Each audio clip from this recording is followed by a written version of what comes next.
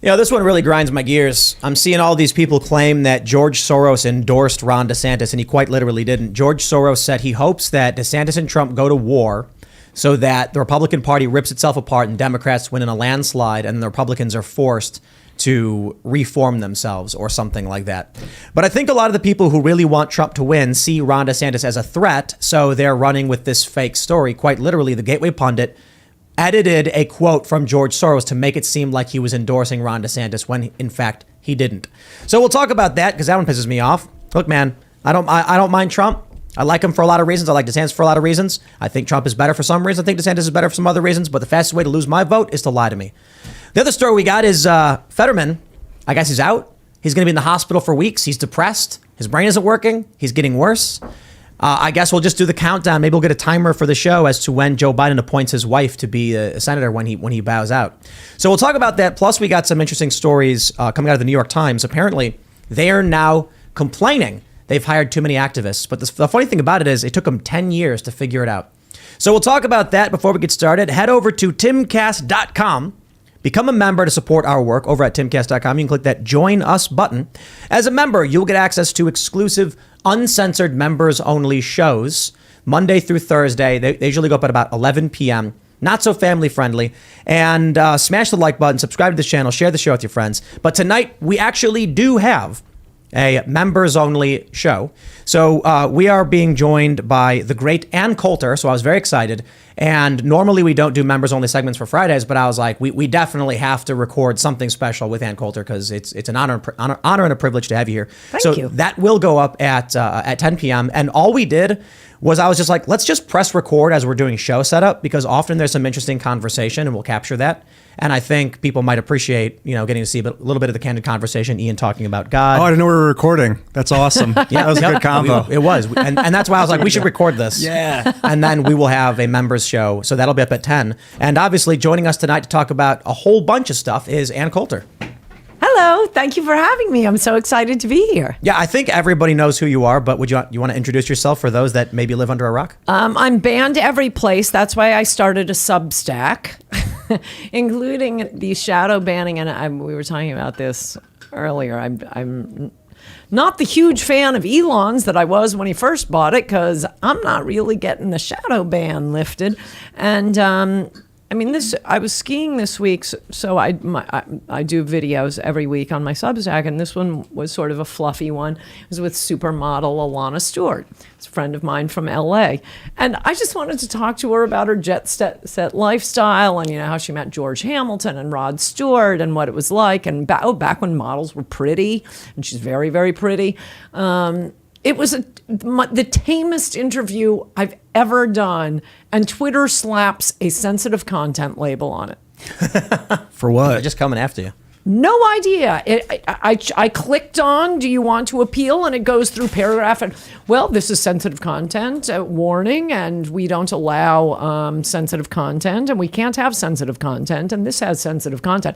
Nothing about what was sensitive about it. Two good-looking women in a video that you posted. It's dangerous. It's propaganda. One person told me, I don't know if this is true, because, I want to make the headline sound exciting. And also she is lovely and has a lovely figure. So I want to get into stuff that girls might want to know. So have you ever had to diet? What do you eat? How do you look so beautiful?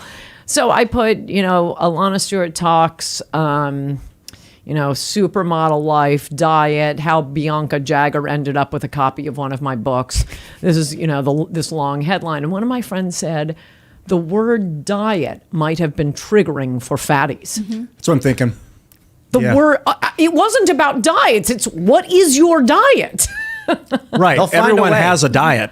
But that's why I'm on eat. Substack, and it's such a relief to be on Substack. Because, during that 2-week period, the one time I felt free on Twitter was the 2-week period when it looks like Elon Musk was going to buy Twitter, but he hadn't bought it yet. And then, it took a while. And then it looks like he wasn't going to buy it. But for 2 weeks, I felt like all of the woke censors thought, oh, crap, he's coming in, lift the filters. And bam, all my followers went through the roof for 2 weeks. And then he said he wasn't going to buy it. Wall came down again. And the wall is back again. I mean, there are a million different ways. He himself tweeted, I guess last week, I was skiing. One of my friends sent me, this might be what's getting you. That they will de-amplify people who have a lot of people blocking their tweet. Well, that's just giving liberals the heckler's veto. Have you blocked anyone? I have. My first week I did, only because I didn't understand how Twitter worked. Literally my first day, if somebody called me the C word, I thought, screw you, I'm blocking you. And then I realized, I know, just don't follow this person. If I'm worried that person might show up in a retweet, oh my gosh, my eyes will burn, I could mute them. Easy enough. So to block somebody, only a liberal would do that. So obviously, if you are de-amplifying people who are blocked, you are de-amplifying conservatives by definition. That's just one thing they do. And then 2 weeks ago, I sent out a tweet. It wasn't even that funny a tweet, but it was kind of funny. And by, I don't know, I know what it was. 2 hours later, it had 1,000 likes. And then 3 hours later, it had only 200 likes. I'm sorry, Twitter. Did 700 people 3 hours after this tweet went up think, you know that tweet I liked an hour ago? I'm going to go find it and unlike it. I was wrong. I changed my mind. That's why I'm on Substack, and Substack is fun. I have comments, I interact, and I post columns. It'll go directly to your inbox, but I do videos, podcasts. And we have a story from you jokes. guys. You got a letter from the New York Times where they're complaining about wokeness. Well, let's get into all that stuff. We'll go through the rest of the people who are hanging out. I guess you know Hannah Claire. We're sorority sisters. I'm not even kidding. You're not kidding? I'm totally not kidding. We were both Delta Gammas. That's fine. I'm Hannah Claire Brimlow. I'm a writer for Timcast.com. We're both Delta Gammas, and like all these Panhellenic college sororities will send out emails saying like, look at our notable alums, and this is an actress who's in it, and whatever else, and they'll say like, nominate someone. And I always used to be like, Ann Coulter. When you get acknowledged that Ann Coulter was at DG, and I used to nominate you for awards. Like, really? all the time. That's so sweet of you. I noticed that they have never contacted you to win Best Delta Gamma of whatever. Maybe National hasn't, but maybe it was because of you. A lot of local Delta Gammas would send me all kinds of Delta Gamma. I loved getting it. I loved Delta Gamma. It was fabulous. It was a great time. I loved it. But a lot of individual colleges, Delta Gammas have sent me stuff. I talk about it. I mean, I don't talk about it publicly often, but I would tell all of my other DG friends that Ann was a Delta Gamma and this is great and we should have her speak at whatever. And then I used to email, like, whenever Nationals did these calls, because they'd have like an Instagram post and be like, famous people, and I'd be like, Ann, where's Ann? You have to have Ann. There's no point doing this. But yeah. Thank you. Of course. So Ann and I are longtime sorority sisters. I'm a writer for Timcast.com. I think I already said that. You should follow at Timcast News on Twitter and Instagram. Hi, everyone. Ian Crossland. I'm going to keep this moving along. A Bucko will be making an appearance. I can bring him up sooner than later if you guys want to. I'm going to keep thinking about him. So I'm going to go get Bucko while we do the rounds of intros, and he'll be back soon. Well, the intros are basically over with you. But hi, everyone. Hi, Serge. What's happening, brother? Yo, I'm pressing buttons. Pleasure to meet you, Ann Coulter. My parents have been watching you for a long time. They're happy about this. Excellent. Anyways, They're happy. Let's get going. Let's jump into this first story. This one pissed me off. Newsweek writes, George Soros praise for Ron DeSantis rattles Trump supporters. And that's putting it lightly. I saw Gateway Pundit wrote, George, the kiss of death. George Soros endorses Ron DeSantis, which he did not do. Let me show you the quote, because they actually do have the quote in here. Quote, DeSantis is shrewd, ruthless, and ambitious. He is likely to be the Republican candidate. This could induce Trump, whose narcissism has turned into a disease, to run as a third-party candidate. That would lead to a Democratic landslide and force the Republican Party to reform itself. He actually said, my hope for 2024 is that Trump and Governor DeSantis of Florida will slug it out for the Republican nomination. And then, because it would lead to the Democrats winning. So why? I know why. I think people who like Trump are trying to sabotage Ron DeSantis, but I don't know. Your thoughts, I guess? I'm kind of pissed off at being lied to be honest. I'm so glad you looked up the full quote and can expose that it is just a complete 100% lie. Coming from Trump supporters. Yeah. Well, and the mainstream media, don't get me wrong. You know, yes. but at least Newsweek puts it lightly. They're like, he praised DeSantis. Praised him? No. He called him ruthless. But I just thought it was really complimentary. I just thought it was stupid. They've convinced me that this is a dog, and that's why I'm very happy to see it. Well, you went right under fake the news table. from Ann. I just think it's stupid to decide whether you like a politician or a person based on who else likes that person or doesn't like that person. That's what you do when you're looking at a black box. You have no other information. Who is this Ron DeSantis you speak of? We know about Ron. I don't care. I don't care who endorses him. I know the things he's done. He opened up the state. Trump shut it down. He read the great Barrington Declaration, guys. Trump listened to Fauci and allowed him to run COVID policy. He sent the illegals to Martha's Vineyard, the greatest political stunt of my lifetime. Yeah, so wow. funny. And people are so mad about that. Yes. It was after all the busing and everything to take the extra step to go to Martha's Vineyard. And man, was that a hit. He hired more police, offered police being harassed other places to come and get a $5,000 bonus to come work in Florida. I mean, he's just been done hit after hit after hit. So I don't care who endorses him. Hello, puppy. This is Mr. Bokus. Here he is.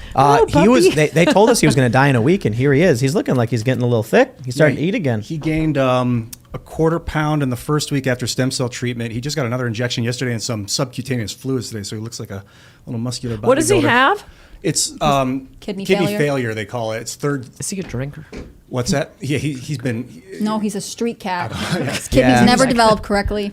Yeah, he has got underdeveloped kidneys and a bad heart. So, but he started since the stem cell treatment and the change in his diet. He's extremely a lot better. He's like John Fetterman. Yeah, stem cells. We got him this experimental stem cell treatment. Is he depressed? No, not anymore. He's doing better. They had to shave his little legs though to They give should him have the shaved IVs. the fourth one though. He's got I three know, shaved legs and one that's still fluffy. So anyway, we were talking about Ron DeSantis and Donald Trump. Hey. So what are you thinking? You're voting DeSantis 2024 if he runs? Right now, though, I'm. If the cameras weren't running, I'd say, of course I am. He's the best candidate out there. He's the best in my lifetime. But since the cameras are running, I want Ron DeSantis to have to fight for my vote. So yes, I'm considering him very strongly. Yeah. We'll see. What? I mean, you've been on Twitter quite vocal about Donald Trump. Yes, both ways. I mean, I did write in Trump We Trust. And I was introducing him at rallies 2 weeks after he announced out in Iowa and elsewhere. And look, if you read in Trump We Trust, I wouldn't take back a single word of it. In fact, I've given it to certain Republican presidential candidates.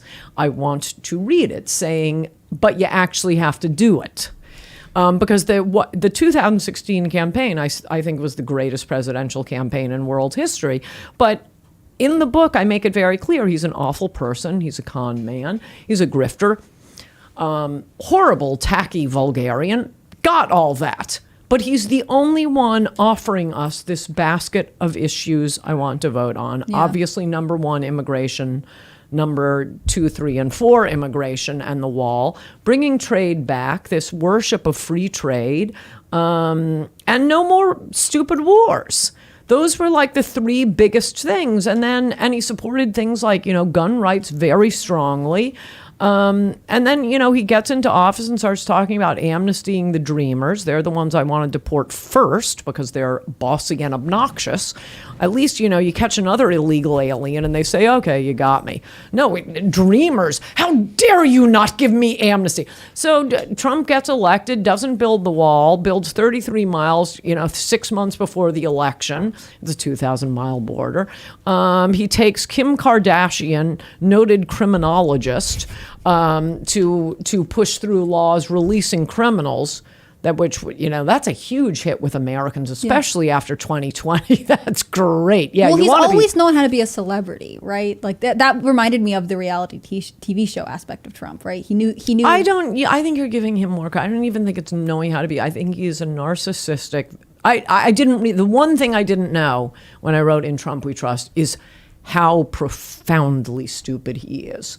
I made very clear in the book the only thing he could do, we will forgive him for anything. And I defended him the day after the Access Hollywood, pussy-grabbing tape came out. I was giving a speech before like 5,000 people in California up in farmland.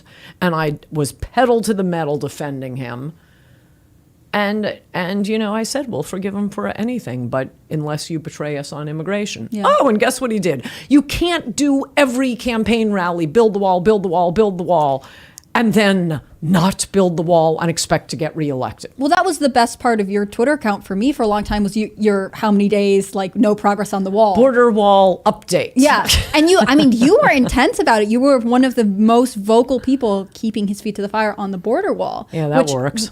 It didn't. Look, you fought a good fight here. I mean, you can't say that you didn't try. I will say, to be fair, the areas that got secured did reduce illegal immigration in key points. You didn't get a beautiful... 5 million illegals have come in since Biden's been president. Well, there's a reason we wanted a wall.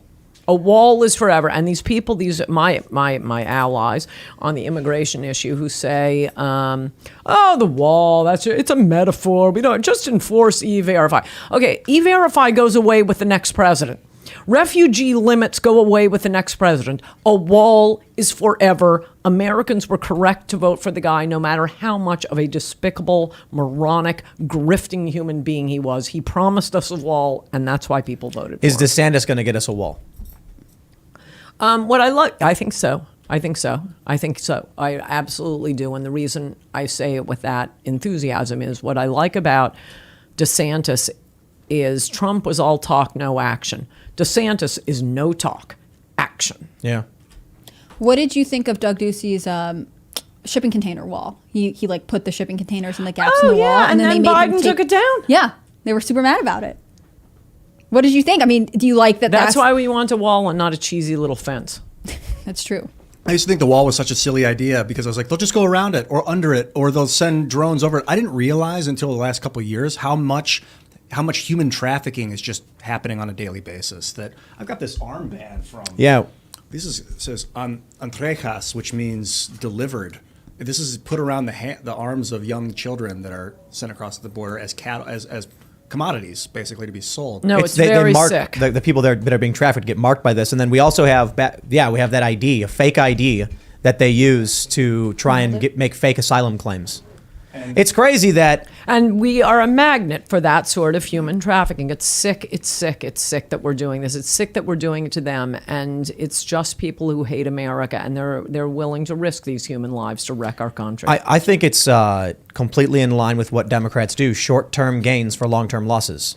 One of the big strategies Democrats have is to artificially prop up the failing economy with this maximizing as much demand as possible through illegal immigration, ignoring all the negative consequences, and then 10 years down the line, we're gonna face a very serious economic crisis from it. But they're hoping that they can boost numbers in the short term to make it look good. And what are they like? That's true too, but long term they win also. Look at California. Like yeah, the entire country will be California. Highest taxes in the country, least numbers of services. People who work for a living are just oppressed, harassed. They have to walk through, human feces to get to work. Homeless camps all over. That is your future, America. Do you think that the allowance of this happening across the border is one of three reasons? Maybe because they can't stop it, so it's like, what are we going to do? Two, because they want a huge population that they can turn into military men. I don't know, maybe that's part of it, that they want more fodder for the war machine.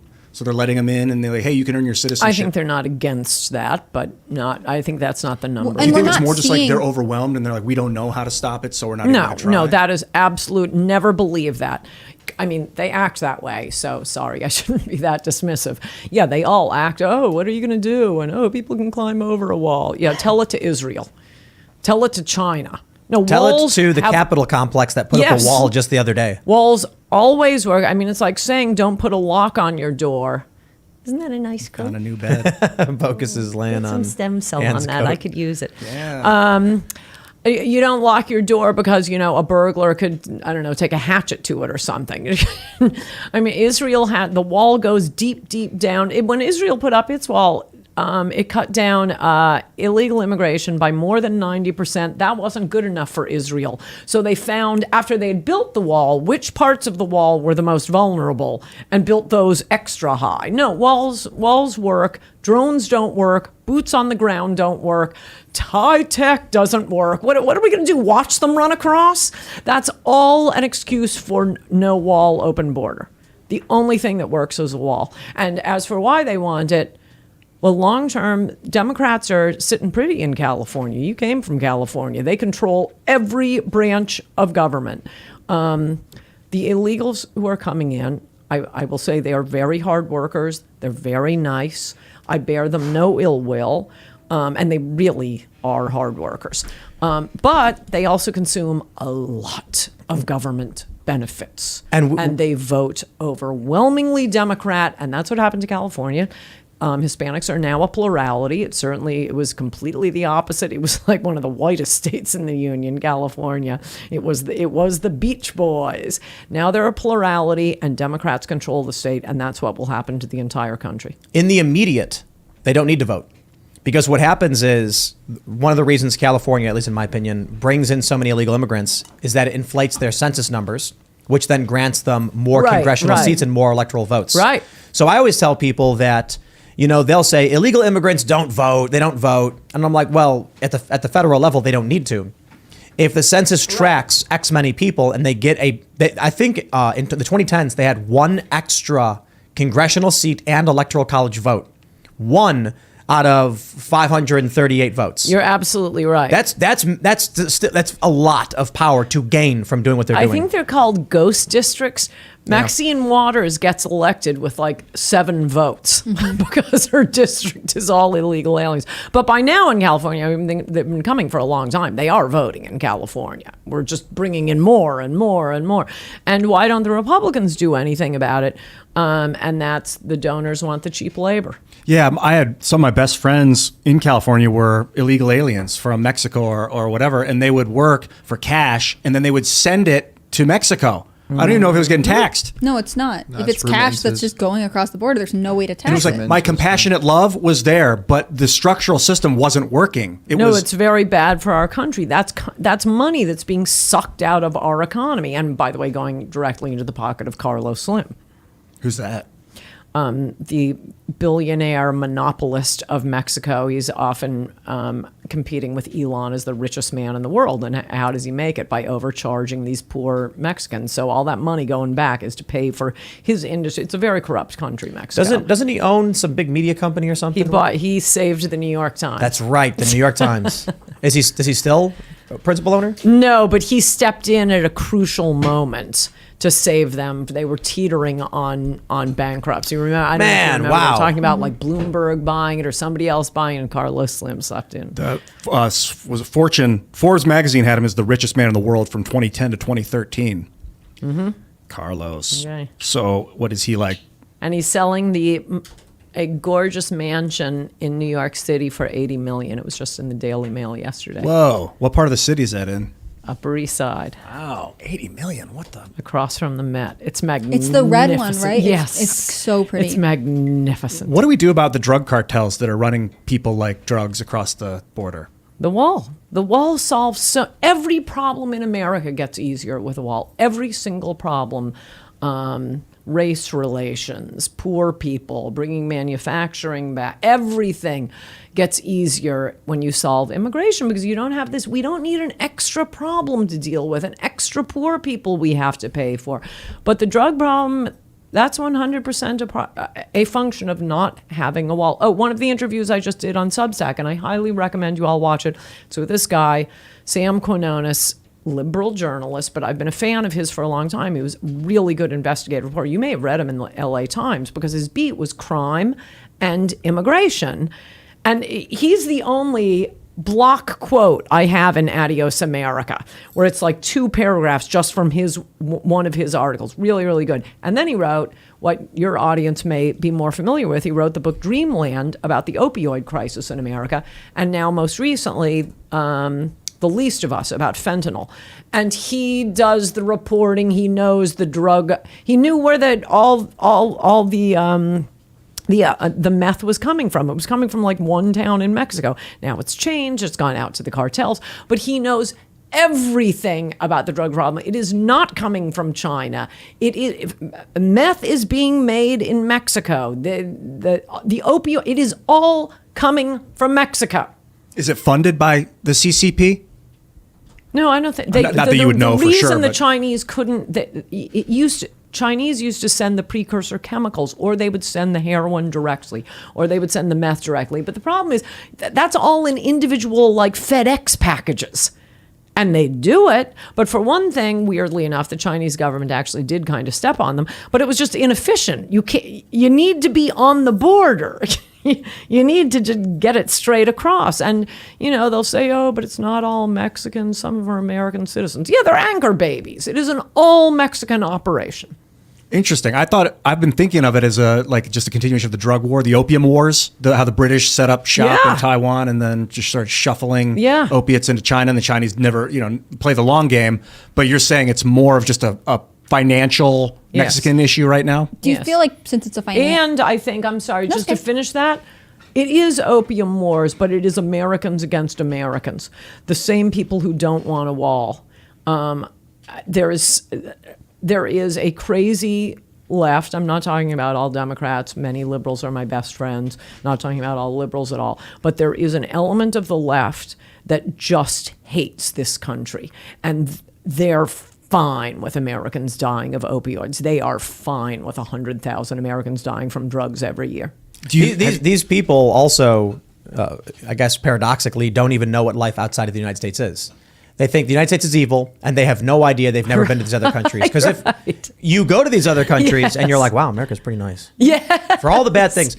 I remember when I started traveling for Vice, after a couple of these countries, I come back to the U.S., and I got like randomly searched by the Border Patrol. They made me pull my passport, went through my bag, and I'm just laughing.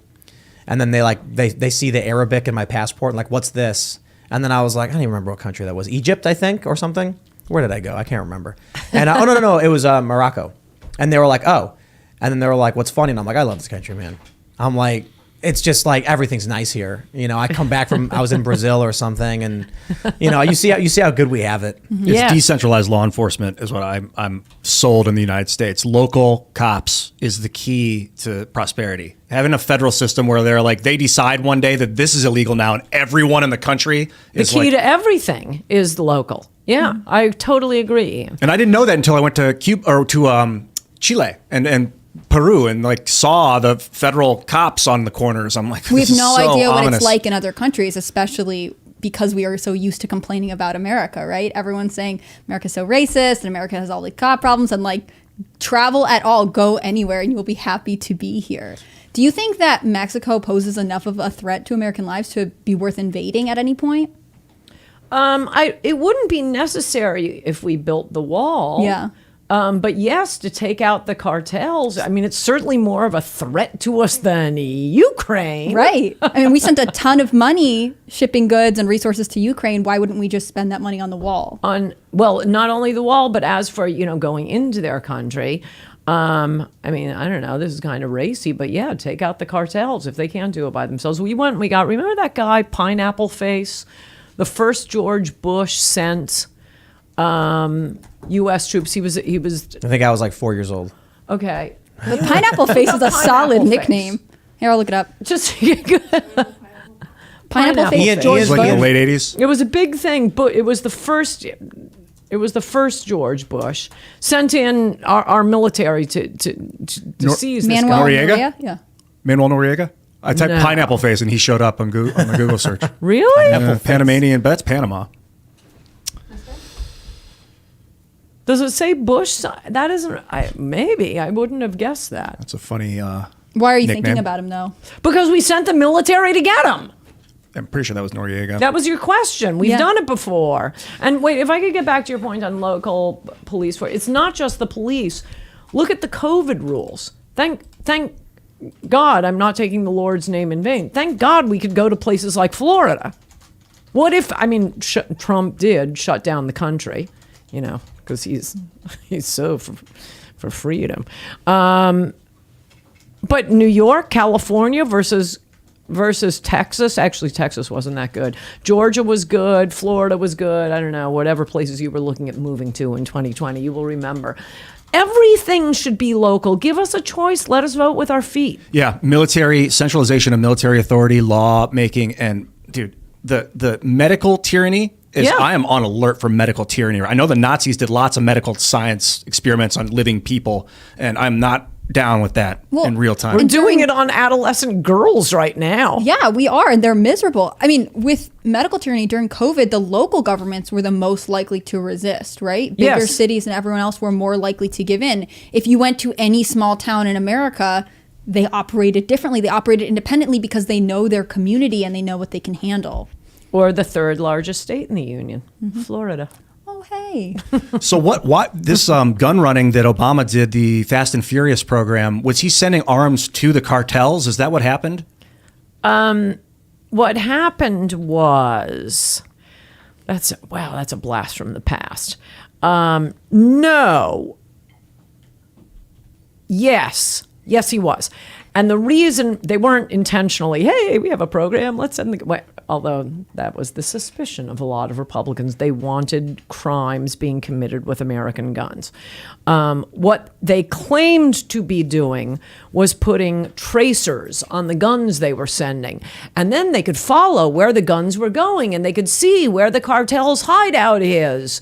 And we could follow the cartels, except the way it was being done was so sloppy. A lot of the guns didn't have tracers on them, way more than were necessary. They didn't follow where the guns were going, which made some people think you just want an argument to say all this cartel violence is being done with American guns. We need more restrictions on buying guns in America.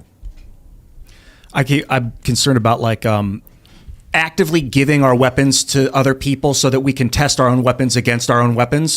Like in the Ukraine, we surrender, or not in Ukraine, Afghanistan? We surrendered in Ukraine, and guys, that's what I'm about to say. In Afghanistan, Biden surrenders the military in Afghanistan to the Taliban, the greatest military on earth. He surrendered it to this local militant group, the Taliban, for some reason.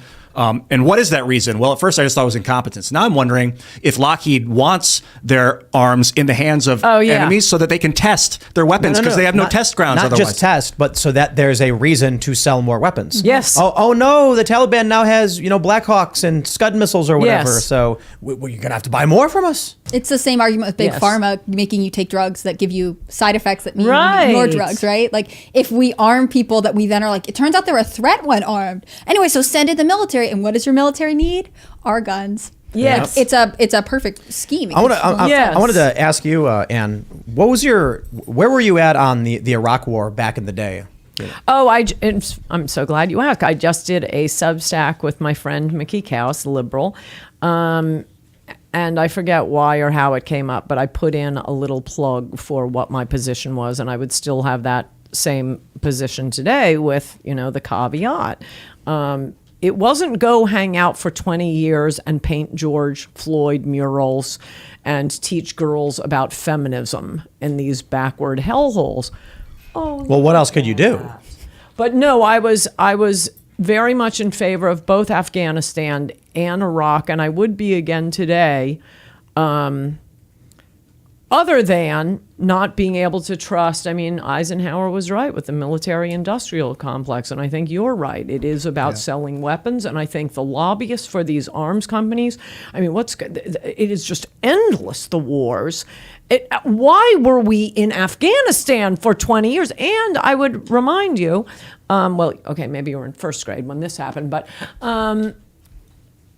we took Afghanistan in 2 weeks. And after that, every year of the Bush administration, I'll have Ian check me, he has his computer open there were like 33 American deaths, 50 American deaths, 40 American deaths. And for some reason, liberals got it in their heads that, Afghanistan, that's the good war, and Iraq, we hate that war. So Obama pledged to pull troops immediately out of Iraq and send more troops to Afghanistan. I did not understand So you will that. see when Obama comes in, suddenly it doubles and then it triples. Yeah, triples. We were getting like 50 deaths a year until 2005. There's 100, and then in 2008, 156, 300 in 2009, 500 in 2010. Yeah, for what? We won in 2 weeks. Knock out the Taliban. Now, I liked Iraq, not for as long as we went, and don't abandon them as quickly and poorly as we did, because and I don't know, maybe this is caring too much about the rest of the world, and I should do what I always advise senators like Tom Cotton to do. Please come back and care about our country. You're so good when you talk about our country. Stop being a neocon. But the funny thing about the Middle East, and we obviously did have a big problem with the Middle East and these crazy mullahs after 9/11, is that by and large the countries either have sane leader, insane people, or insane leader, sane people. And Iraq and Saddam, it's not like we were taking out the Iraqi Benjamin Franklin. There were a lot of problems there. He had tried to assassinate a president. He had used chemical warfare. He had those lovely sons, Uday and Qusay. But mostly he was crazy, but it was a very pro-Western, highly educated populace.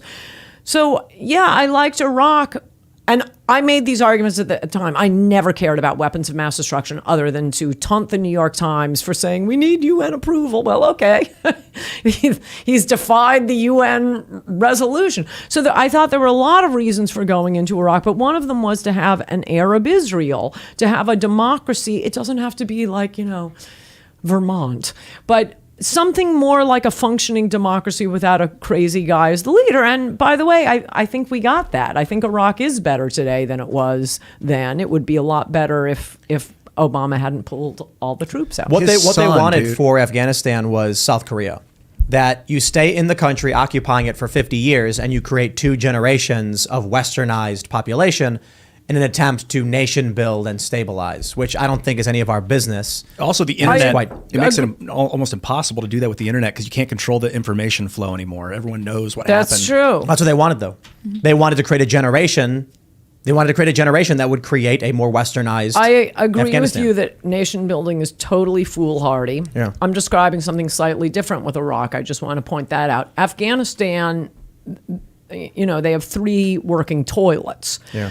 Iraq, compare the literacy rates of those 2 countries. So if you're starting with a populace that is already educated, knows how to read, and they have working toilets, and don't look at it like it's a spaceship, okay, that's something you can work with. I don't want to stick around and nation build, but if you just knock out the crazy leader, they ought to be able to take it from there. Take away the barrier. Yeah, exactly. Uday Hussein was such a psychopath. If you study he was like the Iraqi soccer team. One of the worst, most despicable people probably ever. There's documentaries about his behavior. He would go in and like whip them, and then if they didn't play well enough, he would like beat the hell out of them after the games, and they were all terrified because they couldn't speak out or he'd have them killed. That's so tame though in comparison. If anyone wants to go watch stuff about Uday Hussein, you should do it. It's crazy. What was the dinner party thing? I mean, I don't know if I should say that on YouTube. Really? Actually. I mean, what's a It's family-friendly only thing? gruesome. It's not about like transsexuals or anything. Yeah, I think YouTube doesn't actually have any hard rules on talking about war and conflict. We can talk about the cultural element. In the United States, you can show a movie where people's heads are exploding, but certain offensive things are taboo. You can't talk about. You can't make certain jokes. Yeah. If you want to go watch some good content on it, who's done a far better story on all of it is Count Dankula. The whole thing on Uday Hussein. Mad Lads, huh? Yeah, Mad Lad on him. It's in depth. It'll be much better, and it's a nice thick Scottish and it'll probably accent be as well. really funny too. Yeah. And from what I can tell, Horrifying. it's a result of Yeah. Saddam beating the hell out of his kids and just being a horrible, vacant father. Yeah, maybe. Like I had a vision of him being like his one regret in life, Saddam Hussein, is that he didn't spend time with his kids, that he didn't love his kids. I feel like that's probably not That's his so biggest regret. sweet, It was like his soul. I was like, vibing that's with the cutest thing I've ever heard. I pictured him like just wishing that he could spend time with the sunset and his children after all was said and done. You are adorable. I want to hug you. It's God's energy, I suppose. I don't know what it I is. think people are giving Ian 20s for this one. Yeah. Or is that the Dankula thing? I don't know. This is a good you debate. really are one of the most like empathetic and compassionate people. Like, Yeah, even that's- when you're referring to some of the most evil people. Yeah. I am the most. What was it? I'm the most modest. I'm the most modest of all. Yeah. I Radical empathy. have mixed feelings on taking out dictators because, like, probably throughout history, that's the economic hitman model. You try and bribe the country. If you don't get that, you try and assassinate the leader. If you don't get that, you go to war, and that's what they did in Iraq. Probably, I think they took Kuwait in the 50s. Basically, they colonized a tip of it so they could get their oil flowing in and out. I don't know about killing a dictator. What do you do? Put him I on trial? agree with you. And by the way, I was totally against the first Iraq War. to go back to 9/11 when Tim Pool had graduated into second grade. Well, I was a freshman in high school. Okay. Well, I would have been. I didn't go to high school, but you know. Oh, good. Would have no been. wonder you're so smart. After something, I mean, it was just so out of the blue, and suddenly we figure out there's this whole region of the world we've never even thought of. We didn't know they existed, and they're over there hating us. And so it was different from just like randomly searching the globe for a bad guy to say. It's not like Kim Jong-un. Who cares? And I might even be won over to your perspective, even after 9/11 and wanting to have an Arab Israel so they wouldn't be able to blame everything on, it's the U.S. that's keeping us down. I might even be won over just because what you were saying about, Raytheon and Boeing. It is just so corrupt. Guaranteed contracts. And Ukraine proves that. It's 6 arms manufacturers that basically run the world's arm manufacturing. I think 140 billion on paper. 5 of the 6 are American, and then BAE is British. So it's basically one big. They've split it into 6 companies, so it doesn't look like a monopoly. But yes, they've got the global arms monopoly, right? Oh, incidentally, the other thing that proves is that no, actually, Americans can manufacture things. Mm-hmm. Actually, we can sell things abroad. Now, it's a law. When we sell arms to other countries, they have to buy American-made products. Okay, start doing that with aspirin and masks and everything we're buying from China and all the crap on Amazon. This idea that we can, manufacturing's gone, never going to bring it back. Just like the wall, they're not really trying. Oh, we know what we can do is graphene. Or have you studied this chemical? It's pure carbon. You can get it out of the air, out of the carbon dioxide in the air, and turn it into this building material, pure carbon. It's a hexagonal lattice, so it looks like a honeycomb, but it's 1 atom thick. It's 200 times stronger than steel. It's pure carbon. It's electrically conductive. You can use it for wiring, capacitatives. You can use it for batteries. Touchscreen wallpaper. You can make building columns. And if you drop it, this room won't blow up, right? No, it's just dust. It's like carbon dust, and you can like mix it with other metals to make super strong materials, lightweight, electrically conductive. We'll like fix our roads with it. We'll fix our railways with it. We'll make new, stronger railroads that don't bend and cause derailments. Why do you have a little jar of it? Tim bought it for me as a gift because I love He's the obsessed chemical. with it. But I will say this: it's going to be 100 years in the future. Everyone's going to have flying cars and jetpacks. Everything will be made of graphene. And there's going to be a statue of Ian in the middle of like New York City. The patron saint of graphene. And when you walk up, you activate the graphene hologram system. And it was like, in 2020s, Ian Crossland, appearing on Timcast IRL, began his advocacy for graphene. A great man, a smart man, an inventor.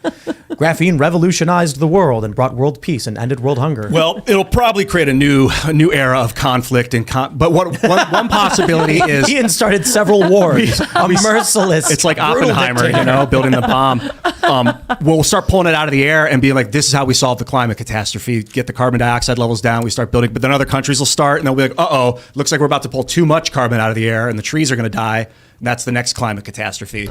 So we need some sort of global coalition. Let's jump to this story from the Post-Millennial. Fetterman to stay in hospital for weeks for depression treatment, senior aide. Okay, so he gets admitted to the hospital because he's lightheaded.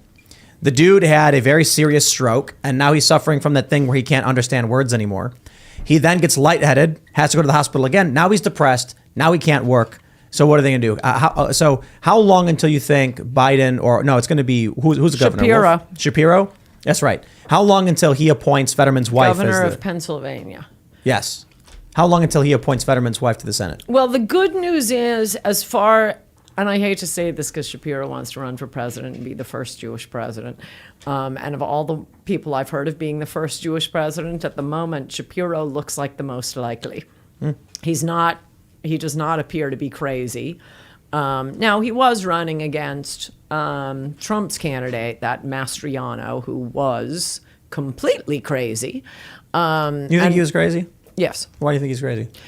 Because he's attending, how about just he attends QAnon rallies? Do not tell me you guys are into QAnon. No, we had Mastriano on the show once. Yeah. I asked him if he would legalize weed. He said no, so I was kind of like, That's it. Ian's out. I would Ian's make single a issue. death penalty for weed. Oh, So you're would you not really? supporting me either. it's all about dosage.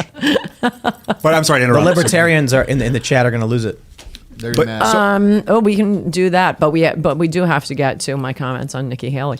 So Fetterman is in the Senate in the first place. Never forget, because of Donald Trump endorsing Mastriano and. Do you think Trump should have not endorsed anyone in the Pennsylvania race, or was Mastriano particularly divisive to the voters? The whole thing basically from January 11th, all of these candidates running on 2020 being stolen. How is it that I knew a year before the election? He ran on one promise, didn't keep it, not gonna win. What a shocker that he didn't win. Of course, and he was running against, a guy with senile dementia who was a moron even when he was firing on all cylinders. But so, yeah, with the crime, things looked pretty good. Only Trump could have lost that election after all of the Antifa and the looting. Well, Republicans didn't understand ballot harvesting. They did not understand the procedural changes. I think it's all Trump. He's lost the last 3 election cycles for us. Yeah. When he and the last one, the midterms, oh my gosh, things couldn't have been set up more beautifully for us. But I think it's ballot harvesting. That's a very bad thing. We need to do it too. I think Lauren Boebert's district is a good example where she narrowly wins by only a few hundred votes. And you're asking yourself, whoa, how does that happen? This is like a rural conservative district. Ballot harvesting. She's kind of nutty. I think she's all right. We had her on the show. I think the issue is it doesn't. You don't need to convince someone to vote for you anymore. They show up, knock on the door, and say Republicans are fascists, right? Fill out the ballot, and then people go, well, you got it. They figured out that Democrats are low information voters and always have been. Conservatives and the factions within the right and the Republican argue with each other. Oh yes, right. So you might think she's nutty. She might think you're nutty. And you're both trying to exist in a similar space, whereas Democrats don't know anything, right, and are just told to vote and do. That's why they want 16-year-old voters. You're absolutely right. So the only answer is ballot harvest back, I guess. The answer is you should have to show up and vote in person. Mm-hmm. Fight your way past the Black Panthers. Go into the ballot room. Do a secret ballot. I would get rid of all mail-in ballots, and that will hurt Republicans most of all. Probably we should allow states to have, with an excuse, a mail-in ballot. That's how it's supposed to be. Mm-hmm. But the Democrats, I would even be willing to sacrifice those. And look, make Election Day a national holiday. How about that? National holiday, Agreed. But you have to show up in person. Because Democrats have always cheated. There are a million different ways they cheat. Ballot harvesting is one of many. But understanding these were I'm doing air quotes for legal, because the question is constitutionality. Yes. In Pennsylvania, a lower court ruled it was unconstitutional to create universal mail-in voting, but it was done with the legislature, with Republicans and Democrats. And then what happens is Democrats, imagine New York City. One activist, how many doors can they knock on in 1 hour when you go into one building? Exactly. And Republicans have to drive. If you're gonna come out to West Virginia. No, but it's more than that. That's why what you were just saying about how many can you knock on, how many doors can you knock on in a day. That's why when they extend mail-in ballots for like 6 months before the election, that gives them a lot of time. They can drag a lot of time to knock on doors. You are absolutely right about that. The more time they have, and look, if they want to, I don't care. They're driving people who are, Fetterman's mentality to the poll and tell them how to fill it out. But you got 1 day to do all your cheating. Here's the issue I see. As I've been describing in the past couple of weeks, the United States is suffering from left hemisphere hypoxia. They say when you're on an airplane, put on your oxygen mask before you put on the mask of the person sitting next to you, because if you become hypoxic, you become delirious and you can't function. There are these videos where they'll put people in a pressurized chamber, and they'll start lowering the oxygen percentage while having them answer math questions. Oh, really? Mm-hmm. The people who are becoming hypoxic don't know they're chicken scratching and writing gibberish garbage. Their brain tells them they're correct. And then when they increase the oxygen back to normal, they go, whoa, wait a minute. What did I write? I didn't even realize. Yeah, because your brain's not working. So here's what happens. The Democrats are going after what I would describe as the hypoxic voter. People, imagine this. That is so beautiful. 7 years of fake news about every subject. Yeah. And they're swimming in it. So they say your body is completely reborn every 7 years, right? Every cell in your body has changed every 7 years. These are people whose entire existence is within the confines of the media narrative fake news machine lying about everything. That is the left hemisphere of our country's brain, shriveled, withered, and hypoxic. How do you get and they're voting. Yes. So the problem is, you will get a calm, rational, like even Bill Maher, who's a liberal, will complain about wokeness and say there's something wrong with this. He's trying to understand, but even he is somewhat trapped in those fake narratives. He's going to be in my Sane Liberals Club. Right. Oh, nice. But so how do you convince someone? Like, imagine this. Imagine you're on a plane and all of the oxygen masks drop down. Everyone on the right side of the plane puts their mask on. Right. All of the masks on the left are broken. And then when the people on the right are saying, put this mask on, they're going, get away from me, you fascists, and they're swinging at you. Then they say, we want the pilot to press the emergency button. You're like, no, stop. You're hypoxic. You don't know what you're doing. Like, open you're going the to crash. windows. And that's how I view what's going on. I love that. That's my analogy. So the issue is, you get people like sane liberals like Bill Maher, people like me, people like Dave Rubin, former liberals, classic liberals, people who have now found themselves to becoming conservative. You will go to traditional liberals and desperately beg them to please just read the article from the New York Times that says this, and they go, no. You're absolutely right. Completely demoralized, and then they will vote They've for always Joe been Biden. like that. It's a very womanly party. Yeah. Tim, why do you think you and some other sort of people who started left were able to put on oxygen masks, though? Yeah. Like, why? How come some of you are making it out? There is a sane liberals club, but a majority of people can't. Well, I think it has to do with, even if your oxygen mask is on, the signals from your brain can't travel to the rest of your body if you have no spine. So for many of these people, it just didn't work. Yes. There was no hope. Well, what I mean by that is there are a lot of people who know they're lying. There are a lot of people who are liberal who are just like, hey, man, if I speak up. Look, I get messages all the time from people who are like, I really love your show. I respect what you do. And then I say, hey, man, you should speak up. I know pro athletes, and they'll message me saying like, I wish I could, but I'll lose everything. And I'm like, No, it's true. But I'm like, dude, you don't need to come out and wave a Trump flag. Right. You simply need to come Please out don't. when someone says something woke, go, I don't know about all that. That's it. That's all I'm saying. You're to do. totally right. They won't do it. They won't. Well, they might.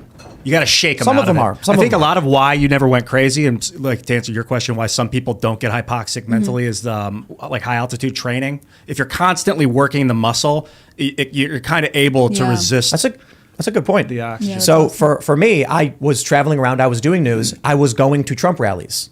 So when a story would come Weren't out, they fun? they were fun. And Trump's a comedian. He's hilarious. So Not so funny anymore. he's lost it. Doesn't have that same comedic. Some people still really like what he's saying, but I do think he's lost a bit of it, or a lot of it, I should say. But I would go to a Trump rally, and then I would talk with a Trump supporter. And I remember I'm in Fort Lauderdale. This is 2016, right? 2016. Yeah, that I'm in- was great. I'm in Fort Lauderdale, and I'm talking to a woman. I was living in Miami, and I think so maybe it might have been 2015. And she says, I've never voted before. I'm not a Republican. I'm an independent. But Trump he's the only person talking about issues that affect me and my family. Yes. So then I would go to the newsroom at Fusion, and they would say, Trump is courting white supremacists. And I would go, no, the lady I met was like a construction worker or something. And they were like, that's not true. They're all Nazis. They're all racist. And I was like, no, I'm pretty sure that lady in Florida was just like one of the ladies I talked to was Hispanic. No. Oh, Hispanics loved him in 2016. Especially in Florida. I spend Christmas in Palm Beach, and I was going around to Christmas parties. This is 2015, so when he first announced, and Wilbur Ross, who has a place in Palm Beach, he was like wandering around like a zombie, starstruck, and he kept going up to everyone at these Christmas parties saying, I don't understand it.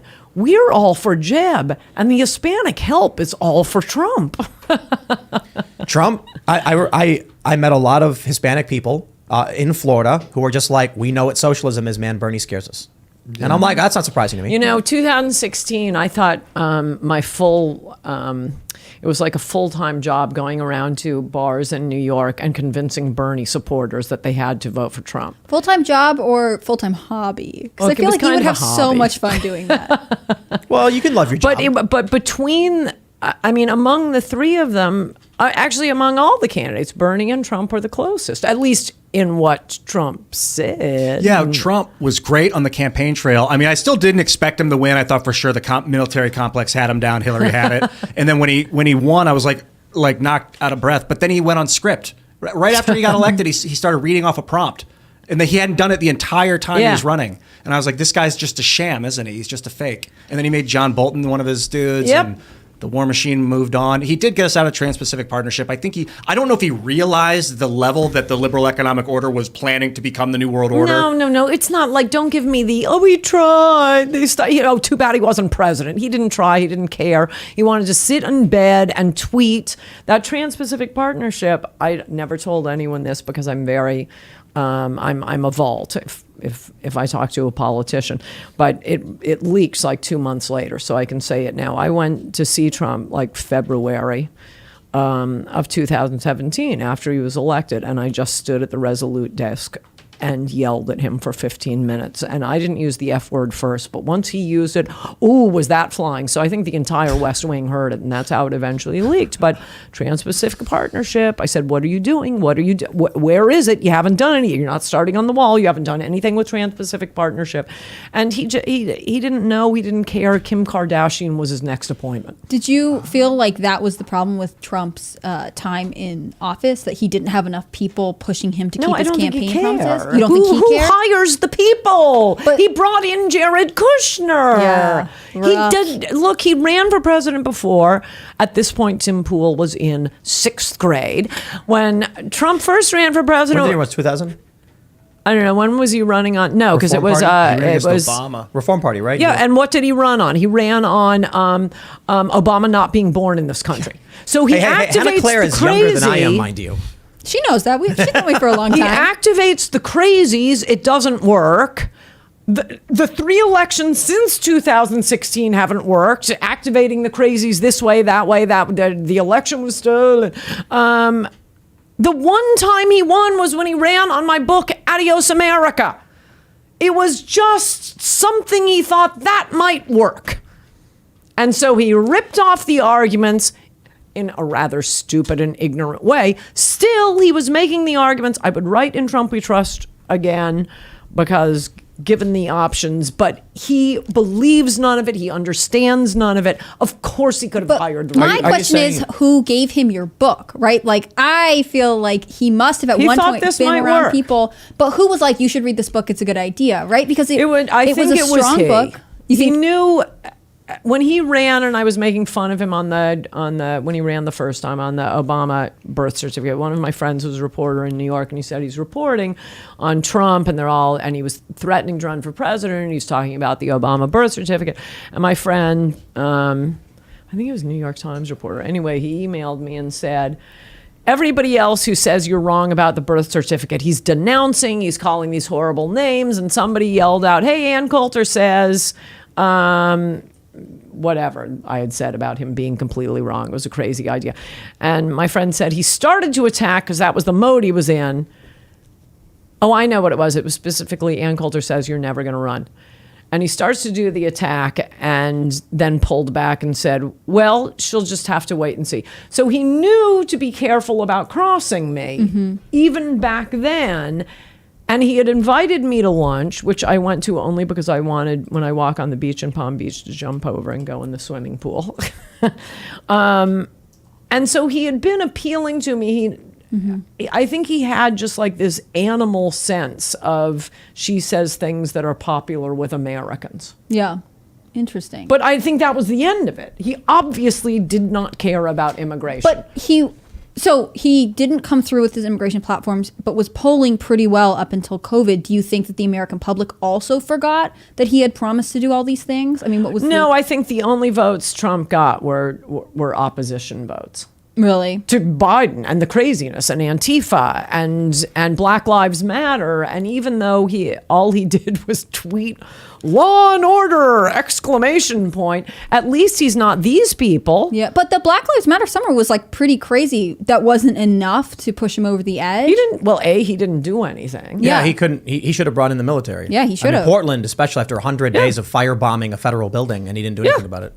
They burned down the police precincts in Minneapolis, and by the way, who suffers the most? People in the bad neighborhoods. I agree. I can't get down with anyone that's platform is that's bad. That's worse. So put me in. Like, for why? Give me a reason to live. Yes. Not just a reason to push death away. Yes. I want to pull up your Substack, and we have this Ann Coulter's Substack, Unsafe. You have this. This is really interesting. Letter from the New York Times executive editor Joe Kahn to staff, writing about what happened with the trans rights activists and leftist activists coming after them. But do you want to give us the gist of it and break down? It was leaked to me. I was the first one to send it out. I mean, I know this from other reporters at the New York Times that they do still have some serious journalists who know how to do journalism. They're very smart. They're very skilled. But then, I don't know, a few years ago, they brought in all the wokesters. And it's just like this cloud of locusts who go around attacking people who are doing the actual job of putting a newspaper out. And the executive editor is this guy, Joe Kahn. I looked him up on Wikipedia. Very impressive person. He's old style New York Times, which I disagreed with. It was liberal, but it was written well, and they didn't lie. The crazy thing, this letter, he's sending it around because actual, I guess, reporters and editors and probably HR representatives at the New York Times have signed on to this letter representing the trans people attacking the New York Times for its coverage of trans issues. And it's a very gentle letter, but it is him standing up to the wokesters saying, you can't be an activist and attacking people at the organization you work for. And that's the gist of the letter, which shows that there are still some sane people at the New York Times, and who knows? And as soon as they retire, the woke people take over, and then the New York Times, I wouldn't be surprised if they change their name to downwithwhiteness.org or something. The only reason I think they wouldn't is because it's such an institution, and they get to say we are the oldest newspaper, and therefore we are the authority on culture newspaper and politics. of record. Yeah, right. Yeah, they'll have the tagline, democracy dies in darkness or something. One of my commenters on Substack said, if you didn't do this for a living, would you subscribe to the New York Times? And I thought about it. No, I'd read the Daily Mail every day. But they have 10 million members paying what, like $10 a month? Some ridiculous number. I mean, in some ways, it is the leading newspaper in America, right? People think of it first when they think it's of just fake news garbage. Yeah, I mean, it would be better to subscribe to your local newspaper and get actual news from people who know what's going on in your life. That's but instead, be AP, if you though. want to feel like you are, I mean, some stuff is going to be AP, but local crime, for example, that's going to be local reporters. Things that will actually, or Daily Mail. Right. Things that will impact your life. You need someone who's actually reporting on them. And I think people instead see it as like, oh, well, I'm an informed intellectual. I read the New York Times. I mean, I know some people who very well intentioned will tell me, oh, I listen to the New York Times daily podcast, and that's where I get a lot of my news. And they're doing an honest effort to be informed, right? But it's hard to then look at them and be like, but that's not the one. Please. You got to tell them Timcast.com. I do all the time. I know. Well, they do still have some good reporters, but you really have to search for it. Mm-hmm. And it isn't that strange that you have to search for the good reporter. And I think the editors are often, sucking some of the information out. For example, the race of any black criminal. Mm-hmm. Oh, in Sweden, it's crazy. I remember when I was covering the news, covering the big story in Sweden, when Trump came out and said last night in Sweden, I went there. They actually, not only would they blur the skin of the criminal, they would alter the pixel color to make it seem like it was a white person who got blurred. Whoa! Yeah. That's crazy, huh? It's like, dude, come on. That's more racist in my opinion. Wow. Yeah, it's all just still racism. The idea that you can't, like, they were basically saying the population could not handle learning that not white people would commit crimes. Yes. It's like any person can commit a crime, dude. Come on. Yeah. That's what they do. That's what they do. Also and that's putting a lot of girls at risk. Oh, yeah. Did you go like fully independent now? You're totally independent at the moment? Well, I always have been. Oh, so you just like I've never worked. I mean, since I left Senate Judiciary Committee, basically. Are you going to write another book? No, I'd love to ask you guys. For one thing, I've written 13 books, all New York Times bestsellers. They're excellent books. Yes, thanks to Vanessa. My publicist is sitting here. for one thing, I think I've said it all. I mean, Mugged is about crime. I've said it all. Mm-hmm. Immigration, Trump, In Trump We Trust. I'm telling you, that is a great book, even though he turned out to be a grifter and a liar. What he was saying and doing was great. Demonic on the French Revolution and mob behavior about Antifa. I don't think there's any better explanation of that. Treason, the history of a lot of our wars. If you wanted to know about impeachment, I don't think there's... You wouldn't write about DeSantis. You wouldn't write about... I need a point. I don't write, when he was born in Mississippi. There's got to be a point that I don't think people know. And I think every one of these books... guilty about the victimology culture and everybody wanting to be a victim. He who is offended first wins. There's so much great stuff in that book that anything that is a large topic, I've already written about it, which is more than I thought I was going to write. I thought I was done after my third book, and after every book I'd say, well, that's it, I got nothing else to say. You thought you were done after your third book, and then 10 books later, now you're telling My bodyguard always you're done? said to me, you say that after every book. Have publishers given you a hard time with the topics that you choose, or do you find that you get free reign? Because you are such an established, intellectual. Well, my second book that your older listeners may have heard me say this. The story in book publishing is you don't make money on your first bestseller, you make it on the advance to your next book. Well, my first book, out of the gate, High Crimes and Misdemeanors, it was a New York Times bestseller, and for quite a while. And I couldn't get a second book published. Wow. I had a publisher. I wrote the book. My editor died. He was magnificent. I dedicated the book to him.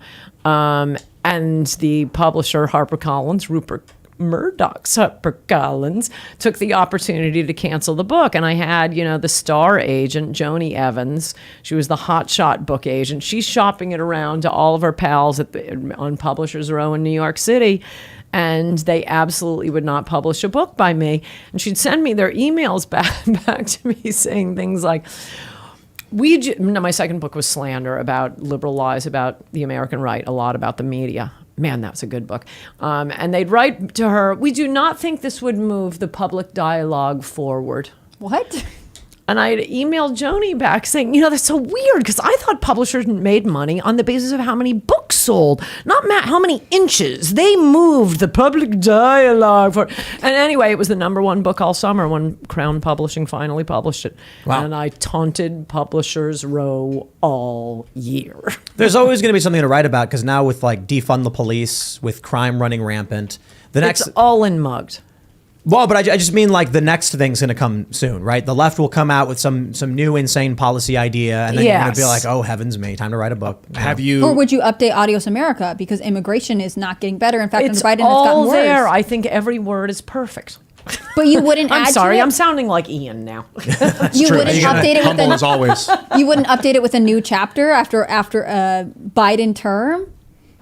Biden let in 5 million illegals. I think the book is perfect. It's like going back and trying. Actually, the Mona Lisa isn't that great. You going to run for office? Touching up the It's moon. wonderful in its simplicity. Run for president? The way I talk, no. Well, I don't know. Trump talks, in a crude fashion. It's not crude. It's that unlike apparently everyone, as we found out today, who works for Fox, I say what I think is true. I mean, this is my intro letter to Substack. I didn't mention any particular conservative network, but it's all about being on TV and having a job. And, okay, you may not like what I'm saying, and maybe sometimes I'm wrong. But you can always be sure that I am saying what I believe to be true. We now have all of the Fox hosts saying they knew Trump's election claims were BS. They knew it was crazy. They thought Giuliani was out of his mind and Cindy Powell was out of her mind. And they're going on TV and presenting it to the viewers. So I blame Fox News as much as Trump for what's happened to the Republican Party and why. Who was it that was saying, did you say you have friends who it was January 6th, they say they'll never vote Republican again? It wasn't me. Oh, maybe it was downstairs in the Maybe pool. downstairs. Because of the way it was handled. people say they'll never vote Republican after the way it was handled? That it was so that it was outrageous that it even happened. They are blaming Republicans for that. Well, why did it happen? Why is it still happening? Because, look, some of these people are my friends in conservative talk radio and TV, and I yell at them all the time.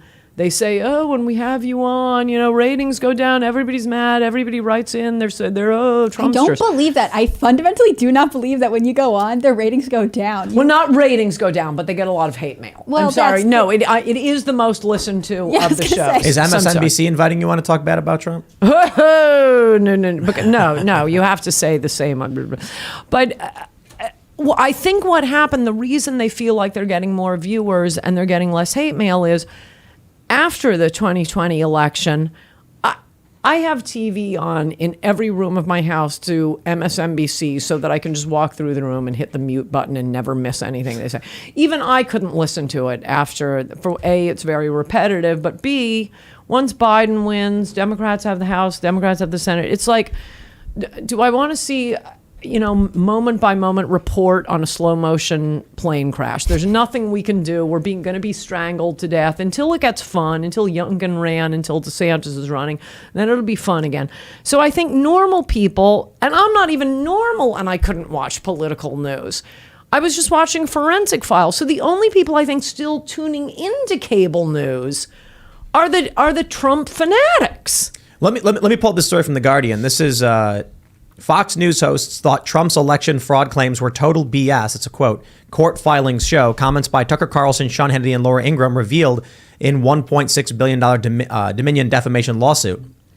Blah, blah, blah. Quote, he's acting like an insane person, Hannity allegedly wrote of Trump in the weeks following the elections. Even billionaire Fox owner Rupert Murdoch. I don't think it's allegedly. Did they write allegedly? Yeah, they wrote allegedly. It's in the documents. He says, meanwhile, Carlson, one of the network's most prominent and controversial stars, was disdainful of Sidney Powell, a senior Trump attorney, who repeatedly claimed Dominion's machines flipped votes cast for Trump to Biden. But didn't, he says, Sidney Powell is lying, he wrote to a producer, the Dominion lawsuit alleges. He referred to Powell in a text as an unguided missile and dangerous as hell. Didn't Tucker get attacked because he was critical of Sidney Powell and says she has no evidence? I don't think the Guardian piece is telling the story right. I read it on NBC and Forbes and I thought Tucker, Axios, I think, had it first. And no, there are very direct quotes showing that what they were telling their viewers is not what they believed, and they are doing that still today, acting like, oh, Trump, he's the greatest. He tried to build the wall. But I think Tucker got... And all of them off camera 100% agree with me on Trump. And I say, why won't you say this on radio? Why are you leaving me out there all alone like I'm the nut against Trump when you know damn well I'm right? We're at my dinner table. You're telling me this. Oh, because they'll get mad at us. I have to break it to them slowly. Don't worry, Ann. It's coming. It's coming. Okay, that's why you need to follow me on Substack. You can learn it from me first and not be lied to. Do you feel like that's the fate of news media today? Like you have to find independent people who are operating on independent platforms? What is the point? It sure seems like it.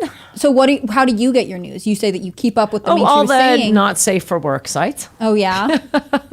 And podcasts? Probably you guys, but you're safe for work. Well, I mean, not completely. Sometimes people swear. Depends on where you work. We tell people the rules on swearing. It's like a guideline, not a rule. If you swear, well, it's just that some people have their kids in the room. The problem that Sidney Powell and Giuliani and all these people made is they made definitive claims about things they suspected. I never saw the evidence. I believe if a proprietary voting machine is tallying votes in secret and we can't watch the algorithm that's deciding how the votes are coming out, that's a problem because we can't confirm if they did it for real or if they cheated and flipped the votes. We don't know. But to say that they cheated, you better have the evidence. You better have the proof because that's a defamation. I mean, obviously, a defamation claim. My issue is that I think, did you read the article from Time Magazine, the shadow campaign to fortify the election or whatever? Famous. Let me. Oh, I heard about this. Yeah. Let me try and pull this one up. Time Magazine. Oh, they just the secret history of the shadow campaign. I'm not going to log in. Let me see if I can just do this. The secret history of the shadow campaign that saved the 2020 election is what they called it. And they talk about all of the procedural changes they enacted to benefit Democrats. They did that right in front of our eyes. Mm-hmm. Everybody could see it happening. And they did it through a legal process that some argued was unconstitutional, and we didn't get that adjudicated. The problem I had is early on after the election, everybody was talking about Dominion. They were talking about hacking voting systems. They're talking about watermarked ballots, China sending in fake ballots, all of these things. And I'm like, this is crazy. They were talking about Donald Trump getting reinstated on March 8th, like the true date of inauguration. It's not going to happen. And then they got mad at me. Not saying everybody, but some people got mad at me saying Tim is refusing to accept it. Now that I'm still in the exact same place where I'm like, yes, they changed the rules, they changed the laws, and that's a problem. Now people are going, so you finally agree with us on the elections, eh, Tim? And I'm like, no, people were saying that Trump was going to get inaugurated in secret and that Biden, some people were arguing that Biden was in on it with Trump. And that he was acting as a dummy president in a fake White House to protect Trump. I'm like, none of that is true. And then people will still say, how did Joe Biden get 81 million votes? They sent out 81 million. They probably sent out 100. They probably sent out 300 million ballots. And then crossed their fingers. They set up in Wisconsin. They had those boxes you could just go and dump stuff. Wisconsin, I think, later ruled it unconstitutional, but then it got reversed or something like that. In Pennsylvania, they defied their own constitution. The legislature got together. And they were about to enact a universal mail-in voting. Voting stopped because they realized the Constitution required them to actually have it in a newspaper and on the ballot. So then they changed the wording somehow and pushed it through anyway. Republicans negotiated that deal with Democrats a year before the 2020 election. All of that procedural stuff happened. How did Joe Biden get all those votes? People weren't voting for Joe Biden. They were voting against Trump. Democrats did things like voting in the park, where they were like, oh, our polling stations are overflowing, so go to the park. They did things like knocking on someone's door. Where did they vote in the park? That it happened. I'm pretty sure it happened all over. I don't, but I know for sure there was a big issue with Wisconsin. And there was a lawsuit specifically about whether or not they were legal. It was constitutional to do this. Ultimately, what did they fill out the absentee ballot in the park? Or did they move the machines to the park? They set up voting locations in the park, something like that. And you could I think it was absentee and you drop it in a box just like or something. On the fly on election day, they said it's too crowded here and you should set up here. Well, let me make sure I have the specifics because it's been a really long time since we've gone over all this stuff. It doesn't even matter because you were right. The changed rules for COVID are things liberals have been trying to do for 20 years and they used COVID as an excuse to push it through. And it wasn't Dominion. That's the kind of argument that the left makes and that they did make against. Incidentally, they have contested every presidential election they've lost this century. It's true. Every single one. I do think Ian's right, though. Republicans are the bad ones. Yeah, this is the first one we contested with all new voting rules. Whomever lost this election, and it was obviously going to be Trump, whichever side lost was going to be ticked off about this election. You can't create all new rules that have never existed before and not expect the losing side to be ticked off. We should have been ticked off, and you're completely right. It was the new COVID rules. And they've persisted. And so I think the reason... Yes, they have. the midterm election, everyone's shocked. How is this possible that all the polls showed Republicans should have swept, but then it was a narrow victory, and it's because likely voters don't matter anymore.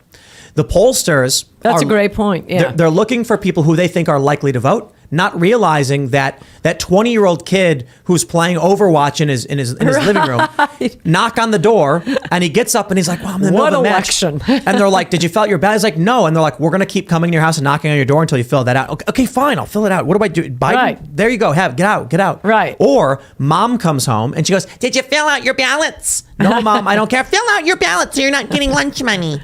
And then the kids fill it out. Or the inverse. The woke college student shows up and says, "Mom, if you vote for Donald Trump, I swear." "Okay, honey, fine, I'll vote for Joe Biden." And then she fills it out. That's the kind of thing Democrats did. And the nursing homes. And going into nursing homes. And here's the funny thing. Getting John Fetterman types. There was, I think it was in Pennsylvania. I'm not sure which state it was. Where, this was recently. It was like the AG said, it's legal to ballot harvest in nursing homes. All they have to do is sign a consent form and allow the individual who walks in to be their caretaker. So I'm telling people in, I think more than half the country, ballot harvesting is legal.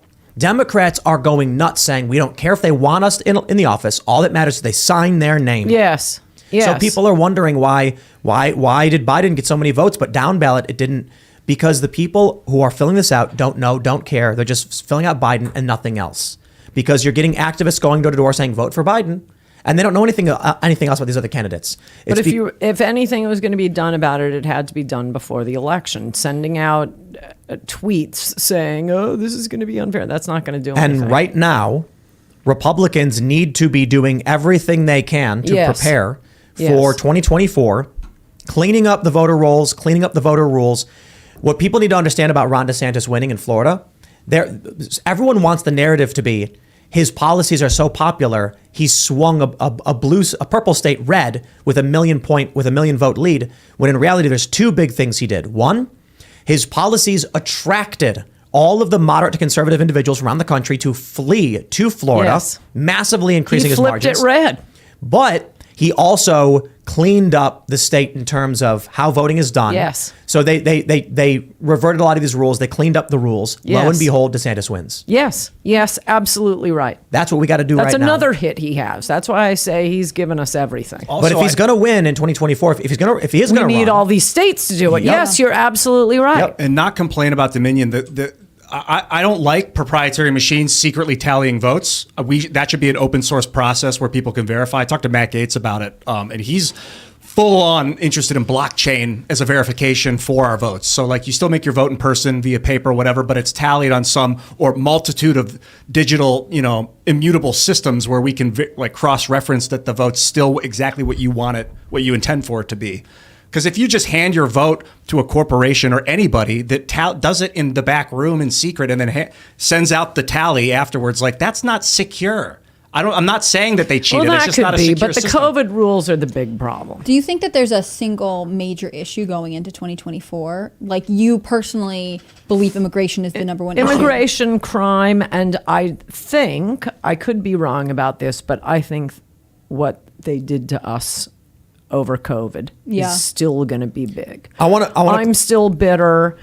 Anybody are still with suffering. kids who sent their kids to school were masked. Their kids, they weren't getting enough oxygen. It The businesses that stunted had to their growth. close. Businesses went bankrupt. I think, and that was what led so many people to move to Florida. I got to do a quick The mask thing. How many quick days did you have correction. to I got to wear do it? a quick correction on the Fox News thing. Everyone's ragging on all these personalities, but I have the tweet right here from November 2020. Tucker Carlson said, "quote He would give Sidney Powell the whole hour on his show, but she refused to provide evidence and told them to stop contacting her." No, He says I was saying I think the Guardian had a bad quote from the secret documents. Yeah. No. I was just saying because So yes, on that I wanted one to make sure I narrow clarified. thing, he did say that, but there were other. He got roasted for it. But that's not the point. The point is he was also raising. Well, there were other quotes suggesting that he thought the whole thing was crazy and Trump was bad. Well, yeah, but on his show he said, I'm not there- contesting. Forget Sidney Powell. No, Drop Sidney but Powell. I'm not talking about her. He did a show talking about the whole election fraud narrative where he was basically like, it's not true. There's no evidence. She's making it up. She. Right. He using her in the context of this is Okay, not I'm true. gonna and there's no I'm gonna go evidence. get my computer and get the NBC article. They were all saying that they were still talking about Trump and maybe there's something to this. Not Sidney Powell particularly. Yeah, she was the craziest of them all. I have a different question. Do you mind if I Oh, change yeah, subject? What do you think of the effort to impeach Mayorkas? Do you think it's going to work? Do you think he's going to resign? Because when McCarthy was trying to become speaker, he had the whole, and I think Cruz wrote a letter too saying either you resign now because you've done such a terrible job, or I like it a lot better than Hunter Biden's laptop. That's like Benghazi. Who cares? They've got to stop this nonsense. Benghazi was a disaster for our side. I think Russia was a disaster for their side. This endless investigation. Could you get something done? We're dying out here. So hearings that are toward something, toward a policy change, pass immigration laws, impeach Mayorkas. Yeah, I think that would be great. Do you think that, my other question for you is, so we just released Biden's health document. They say he's fit and ready to serve. Do you believe that? Do you think Biden is healthy? No, I think it's really obvious to everyone. Yeah. I mean, Democrats So don't who want do you him to think run the again. Democrats are going to field in 2024? Exactly where I was going.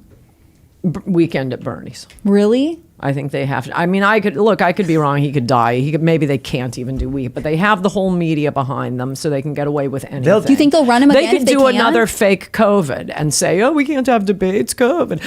They have the media, the legacy media, have so much power, and the reason I think they do weekend at Bernie's is take Biden out. Who do they got? No Newsom? one. He's a white male. Yep. I think maybe these will be famous last words. I think he's a preposterous candidate, and what he's done to that state. No, I think they go very quickly to AOC, Ilhan Omar, Kamala. AOC. I think they're all the ones that you would consider. Well, actually, he might not be that bad. They're all white men. So they're not running a white man. I think it would be really funny to see AOC as president because she'd probably rip all her hair out over the foreign policy stuff. She'd lose her mind. She is not mentally capable of dealing with foreign policy. Yeah, the war machine. I'm not trying to be mean to her. No, she can't. Brooklyn, Bronx, AOC. Look, man. Show her a photograph of what's going on in Yemen, and she's going to be like, I don't want to do this job anymore. Can you imagine AOC meeting with Vladimir Putin? Like, President AOC meets President Putin. I don't know, maybe. That seems crazy to me. But, I mean, look, my point is more so when they go to her and say, here's the photos of the sarin, here's a video of the sarin gas attack, what would you have us do? You believed her crying photo at the caged kids. No. I think she can cry and she can be a social media influencer, but you put her and you show her real conflict and she will literally cry and say, I don't want to do this anymore. It was a mistake. Yeah, or you'd be like, hey, so what are we going to do with Lockheed? Where's this $160 billion going? She freaked out because a cop knocked on her door. Remember that story from January 6th? Right, but that's all their phoniness. You think AOC's strong enough to handle a modicum of foreign policy? I don't think so. I think Democrats are absolutely bloodless. if they saw if she saw you be decapitated right here, right now, I think she'd give a nice little smile. I don't think so. I think she'd No, I don't think she'd so. throw up. I think she'd panic. No. So I think you're talking about all of her. Oh, the children in cages, and I'm so afraid. I see. Insurrectionist. I think she's a total AOC is I agree. She's a millennial influencer who lives, but she lives in the pastel safe spaces world of wokeness. These people cry because they have to work 8 hours on the weekends. You see that video of that woman? No, I'm not contesting that they're. But so you ask her to carry a heavy box and she's going to really freak out. Yeah. Oh, she'll fake cry about immigrants. Ask her to do work and she'll start bawling her eyes out. I also don't think we're going to have and don't want to have a girl president. No, and I think it'll happen. How about my Nikki Haley? Oh yeah. Speaking of girl presidents. Let me see. Here we go. You guys ready? And I haven't heard this. From NBC News, Ann Coulter tells Nikki Haley... No. Play the segment. Well, people got to know what the context is. Well, that's just lies. Right. So Ann says they're lying. They're claiming you said... you told Nikki Haley to go back to your own country in a racist rant against the new GOP presidential candidate. I don't know if I can actually open this, though, because it's... What? You can't play it? Okay, no, here we go. Leftovers. Or is that what he's leftovers? I don't want to hear that. Leftovers. He's not. All right, we're getting it. We're getting it. It's from law, the New York Boxer, but keep going for it. Ridiculous care of other Democrats. Here we go. All right. Maybe Bernie Sanders. Here we go. That's a good point. I agree with that. Now, Nikki Haley, I made this whole speech yesterday. Anybody that's ever known her, worked with her, will tell you she's the most ruthless, treacherous, backstabbing snake in the world. But then all these political people are calling me and saying, what does that have to do with anything? That's perfect for politics. That's not a disqualification to run. What do you think?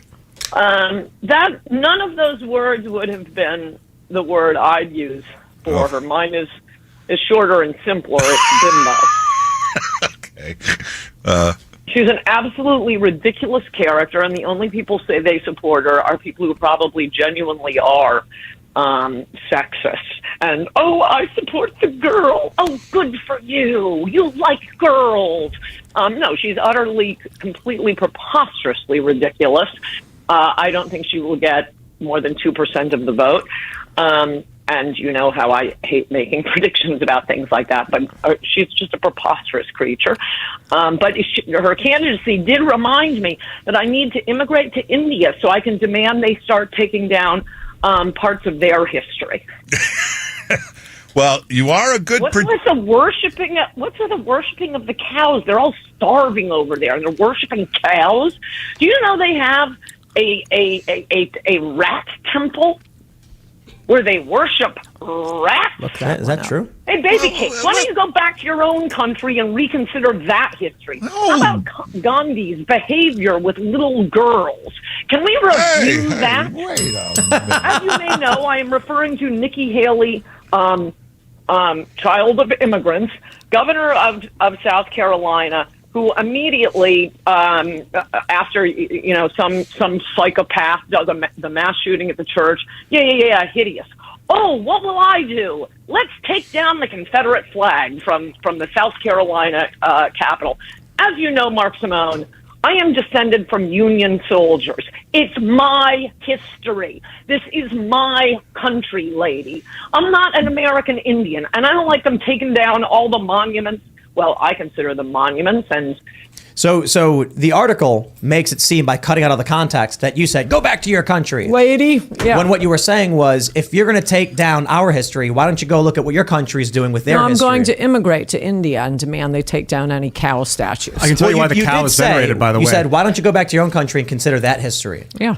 So I would. My argument would be, it doesn't sound like you're saying, go back to your country. You're saying, visit your country to learn about. I'm saying specifically, and I go on to talk about the Indians. I'm also, unlike Elizabeth Warren, I'm not an Indian. That is part of American history. We should revere it, and I do revere it, and we do revere it. You're saying basically be aware of your own heritage before you start tearing down someone else's. Well, no, this is my country, and these are parts of it, and I'm really getting sick of having our history stripped and lied about, but just taken away. I mean, should we take down the statue of Sitting Bull? He killed a lot of white Europeans, lots of them. And then he toured with Buffalo Bill and Annie Oakley and let's take a statue became down. kind of a celebrity and a hero. You could say he was a monster and he just murdered all of these people. No, it's part of our history. We have a really cool country with a really cool history. And like I say, I'm descended from people on the Union side, but the Civil War and the Confederacy, there's a reason both Indians and Confederates are actually very similar this way. They are admired by Americans for their courage and honor, both of them, even though some Indians were lovely and peaceful, and they were so happy the Europeans got here. They had their big badass European friends with guns to protect them from the other Indians who were slaughtering them. Comanche, etc. Yeah. Yeah. Yeah. That's why, why were the Wampanoag over on the coast so that we could celebrate Thanksgiving with them? Because they had been driven there by the Iroquois. They're like hanging on for dear life. And, Europeans show up and you guys got guns. But having said that, and just beastly animalistic savagery that some of the Indian tribes practiced, at the same time, it's really cool that some of these same very savage tribes had a rule that you had to look at your opponent in the eye as he's killing you. As he's torturing you, you would throw abuse at him. There's something so macho and cool about that. And that's why so many Americans, like Elizabeth Warren, lie and claim to be Indians. That's why sports teams are named after Indians. That's why so much of our military armaments, the Apache, they're named after Indians, and it's the same thing with the Confederates. Yeah, it was a losing cause. The men fighting didn't have slaves. It was an utterly backward feudal system. If they had won, we'd be a third world country right now. But the men who fought... There'd be two countries. They were so crazily brave. When they reenact Gettysburg, which they're probably not allowed to do anymore, every year... The Union soldiers, this was, 5-10 years ago, they were so overcome with the courage of the Confederate soldiers who were just giving up their lives and got slaughtered. Both the Union soldiers and the reenactors, they're all crying about the courage of the Confederates. We admire them for courage and honor, and the guys fighting didn't have slaves. Give me a break. I think it was 5% of the South had slaves? Like some very. Yeah. There were a lot of slaves. Landowners that didn't have to go do the fighting themselves. Yes. Yes. It was a lot like the illegal immigrant, cheap workers today, I might add. At the beginning of Adios America, this is the last thing I'll say about this. At the beginning of Adios America, like chapter 1, I have a quote from Louis Brandeis, liberal, Jewish, Supreme Court justice describing, and I don't remember this off the top of my head, but I remember the concept of it. He said, when you become an American citizen, it's more than learning the customs, the rules, the Pledge of Allegiance, the laws. You must love this country with all of your heart. It should be a part of you. And I feel that way. I know immigrants who feel that way. I do. Nikki Haley isn't one of them. Mm-hmm. Serge is from South Africa. Hey, you're not from here either. I can Hey, answer. I was an anchor baby. I was born here.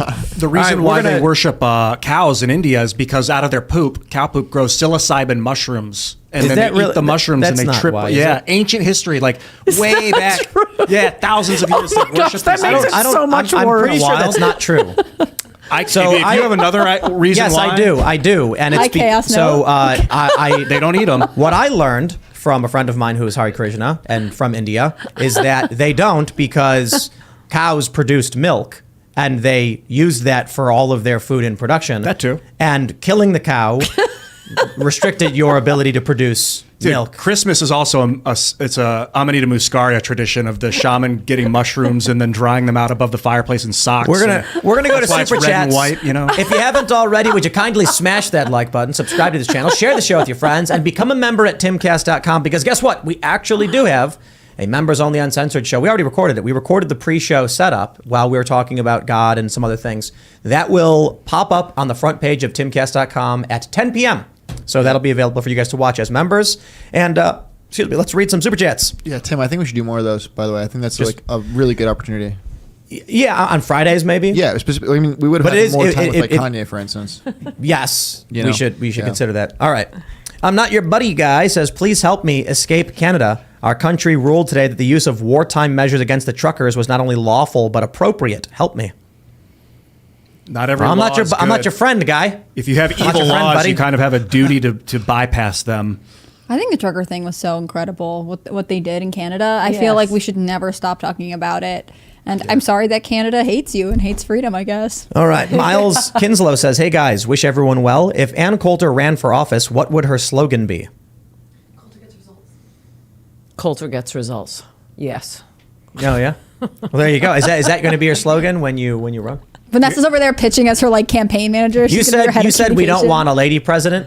Yes. So you don't think you would be a No, good when president? people tell me to run for president, I say I don't think there should be a woman president. And you're against women voting too, right? yes. The boys Even always like yourself, hate though? this. Well, Yeah, the guys on the show are always The like, other oh, no. ladies the women are have like, to Every give it time up. this comes up, I feel like a tense room where you guys are like, they're saying it. Why are they saying this? Oh, I don't care. Don't strip the No, right no. to vote from my daughter, my future daughter. No, Why she not, has the though? right to vote. Because she's sentient just like I am. I just think it's funny that you guys are like, we should not be allowed to vote, and I'm like, okay. Well, no, I'm not giving up my vote. The other ladies have to. But if they give it up, I will sacrifice my vote, but they have to stop. you know voting. what would happen to this country if every woman didn't vote? Yeah, so we'd never have a Democrat president. Yeah, you'd never have a Democrat anything. Yep. The polls show that if Yep. only men vote, only Washington and Oregon are blue. Everything else is red everywhere. And the men there are kind of women. Do you have aspirations to dive into politics? No.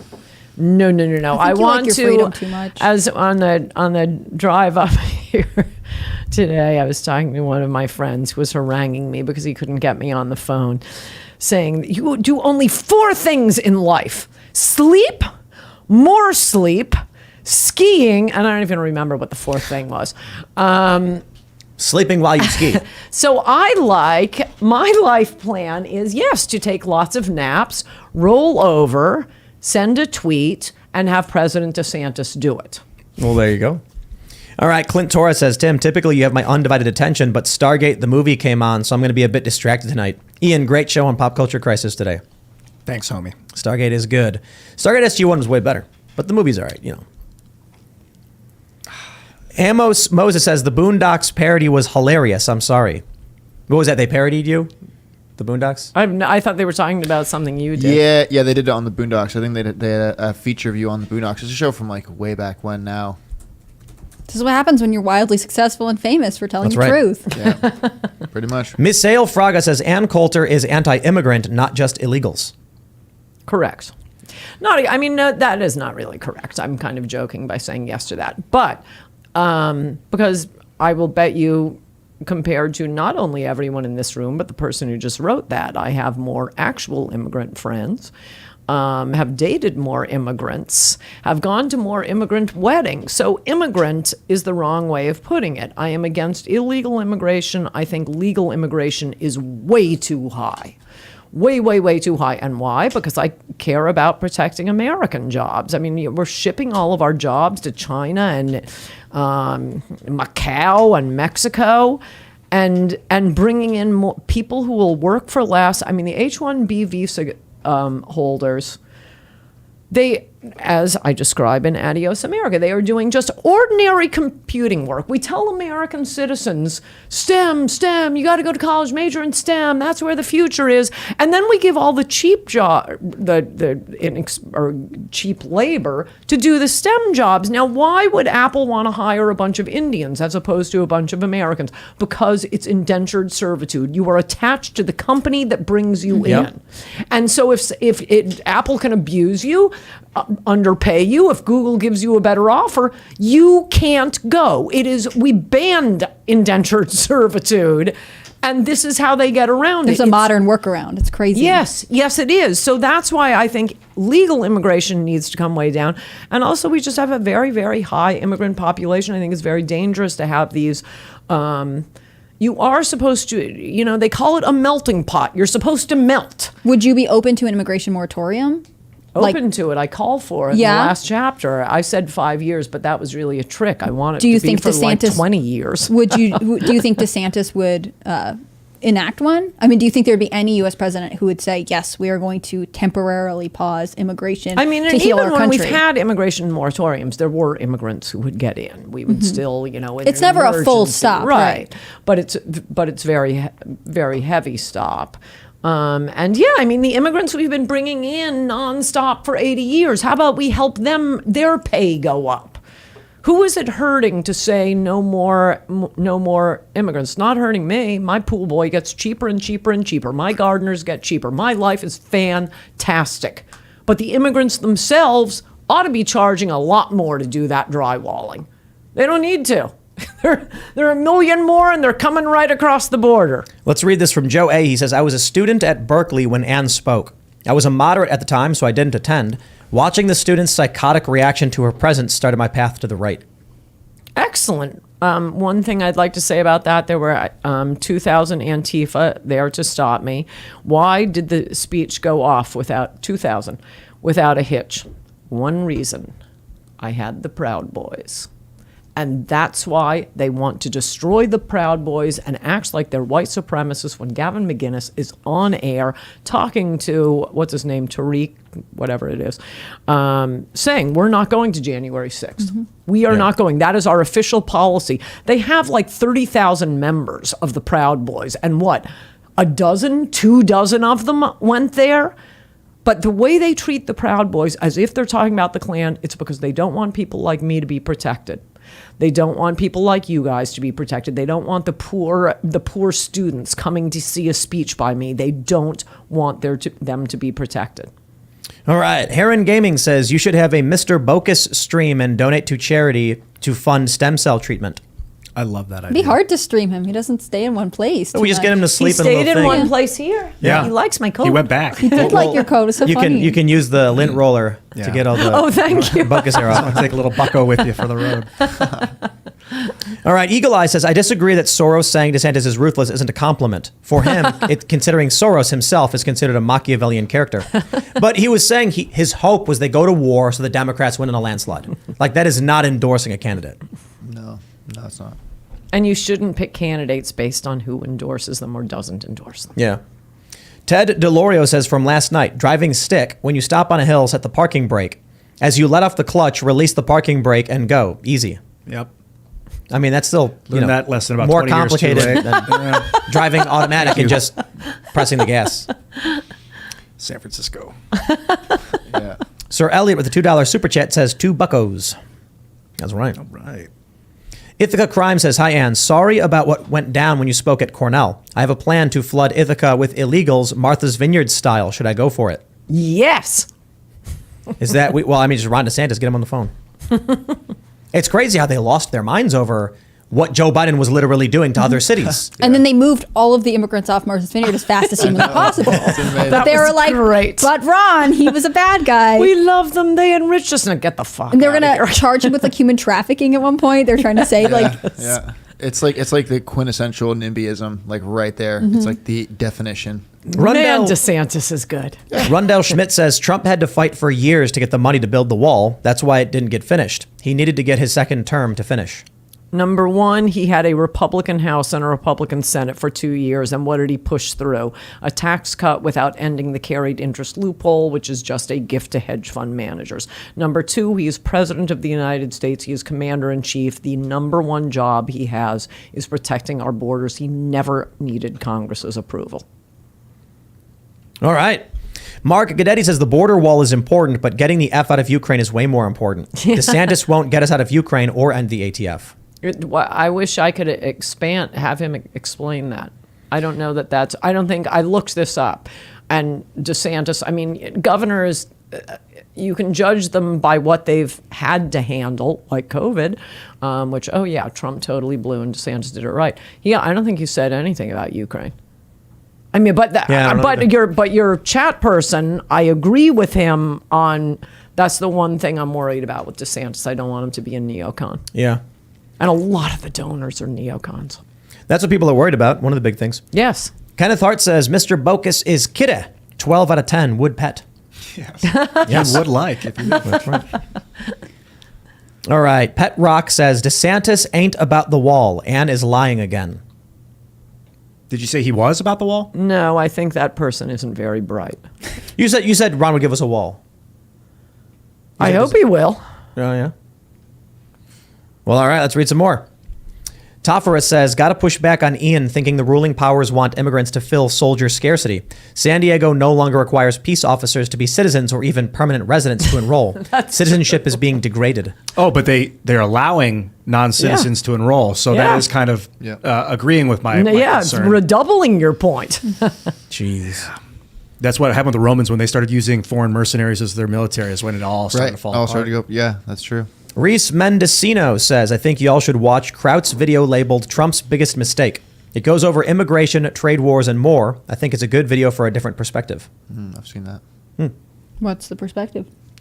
I won't be able to boil it down right now. Okay. Does it blame someone other than the president of the United States for what happened under that president of the United States? I think it's literally called Trump's Biggest Mistake. Yeah, Trump's. All right, what do we got? Druid Eros says census should have the citizen question by law. So the 3/5 clause could have been applied to non-citizens and hit all states. So appropriations and representation was more accurate constitutionally. I'm surprised the census does not have the citizenship question. But, of course, Democrats greatly oppose it, and they couldn't give us a real reason as to why they did. Mm-hmm. They don't want people to get yanked out of their bedrooms at 2 a.m. and sent back to we're Mexico. totally doing You mean people who are committing crimes shouldn't be arrested? I'm not sure I follow. It's a nonviolent crime. I think they're concerned about And families so? getting broken up. They're police officers in California. Nobody's getting ripped out of his bed at 2 a.m. Yeah. Also, shouldn't we know, right? If we're supposed to fund everyone who's here and offer them social services, wouldn't we need an accurate count of who's here? I get the fear, but like at some point the logic breaks There's down. no fear. There's no fear. It's tough. Crystal Max says, Ann, I've been such a fan of you probably 20 years. I swear, I remember you from the lost times of O'Reilly and Hannity. Hannity Combs. Great to see you. Yeah, you were not working. I thought you were working at the network, so you were always like independent, and you'd come in and do like a show. Did you have a show? I started on MSNBC. Oh, wow. But weren't they more conservative back in the day? Tucker Carlson was on MSNBC. As we know, Tucker Carlson doesn't believe anything. I don't know. I like He was Tucker. on PBS, on CNN. Yeah. Fox is the last game. I think people used to just have more variety and perspective. Well, yeah, it isn't just Fox or MSNBC. TV was just better back then. Mm-hmm. Now you can do it in your sleep. You just say the same things over and to oath. Yeah, the real firebrands start their own thing, their own network. Here's a good one. Everybody get your drinks ready. Kyle Miller says, Ann, what are your thoughts of Tim's prediction of a second civil event happening, they said? This will sound funny. I think that's kind of a pipe dream because we feel like we'd win it. I don't think that will happen. For one thing, we happen to be living in a period of time where the most pacific creature on earth is the white American male.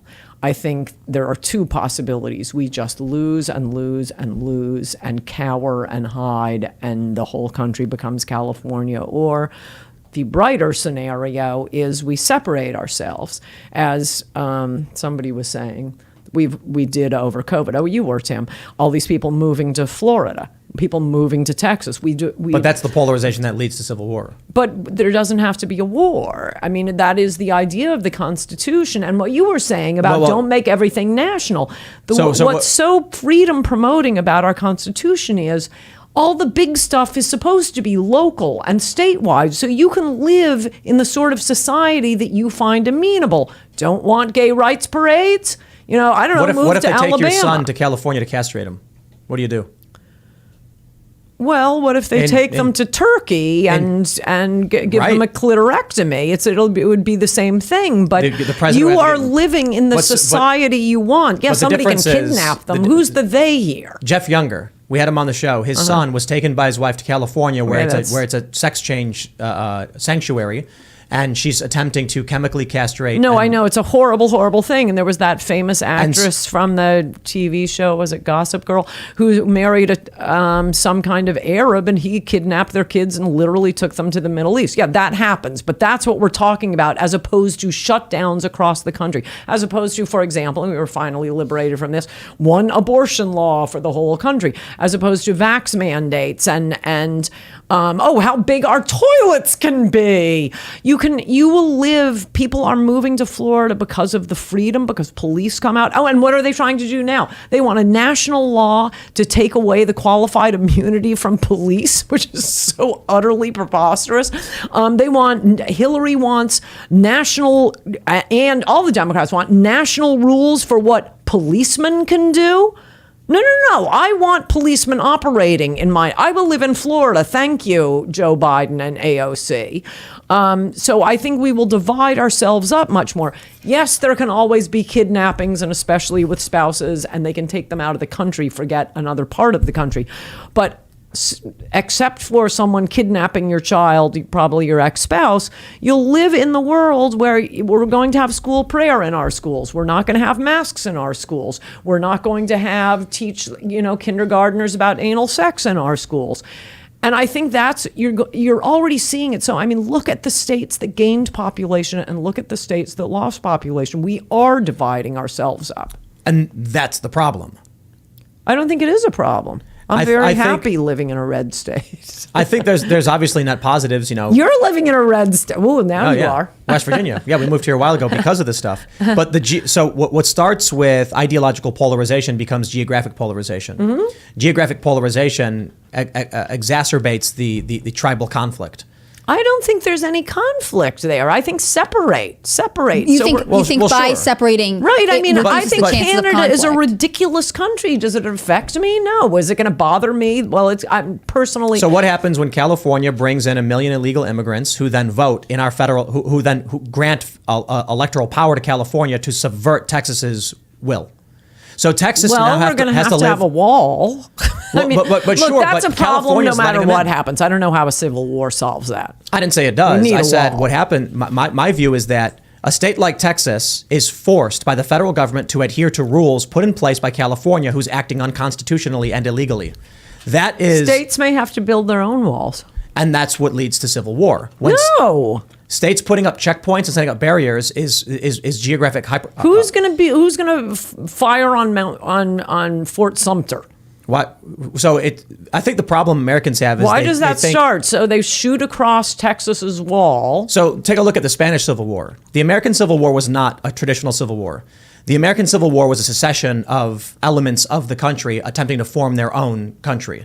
If you look at every other civil war in history, almost all of them, it's pockets throughout the country popping like up. guerrilla warfare. Well, that's another reason we Cities should. versus urban versus rural, typically. But then you'll get a faction. Say they call themselves Anti-Fascist Action, and they're the militant wing of the Communist Party fighting with the fascists. And then it's a neighborhood in this city and a neighborhood in this city, and they've been setting up party houses for organizing politics. They've been increasingly marching through the streets and getting increasingly violent. You see stuff like maybe there's a guy who supports one candidate getting shot twice in the chest by a guy with a communist tattoo on his neck, and then you get elements throughout the rest of the country like. In Texas, a man's child being taken to California for castration. Okay, I think that has nothing to do with civil war. That can happen. Your kid can be taken to the Middle East, and right. But what about the increase in street violence? Antifa tries to shoot somebody. Well, in California, or rather Florida, everybody's armed. And in Atlanta, in Georgia, right shot, now, a bunch of far left extremists have come down and are occupying a forest in Atlanta. A bunch of far-left extremists from around the country are occupying a forest and are shooting at police, burning houses down, flipping cars over, and the cops just shot and killed one of these guys. So they went into the city and started firebombing buildings, and they declared a state of emergency and charged several of the people they arrested with domestic terrorism. Well, the problem you're raising, I think, is the following, that there are red pockets within blue states and blue pockets within red states. And Antifa moving around the country, engaging in acts of terror. One side is going to move out. So when Antifa goes to a city and starts burning houses down, which is what they're doing in Atlanta, conservatives just run away. Right.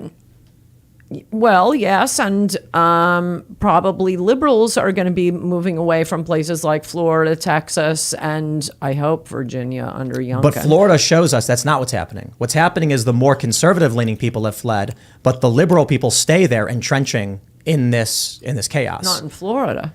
No, Florida's turning red because what we're seeing is in these other states that are getting too woke. People will separate themselves out. And then what do you think happens to California, New York, and Chicago when they run out of resources because their system doesn't work? Do you think they just ignore the conservative areas with the farms and just say, "Nah, we're starving to death, but you guys are all right"? Well, I don't know. I don't see them coming to. You think liberals are content with letting conservatives live their lives and be taking our houses? I don't see that happening. And if it happens, then I think we lose because our side won't fight.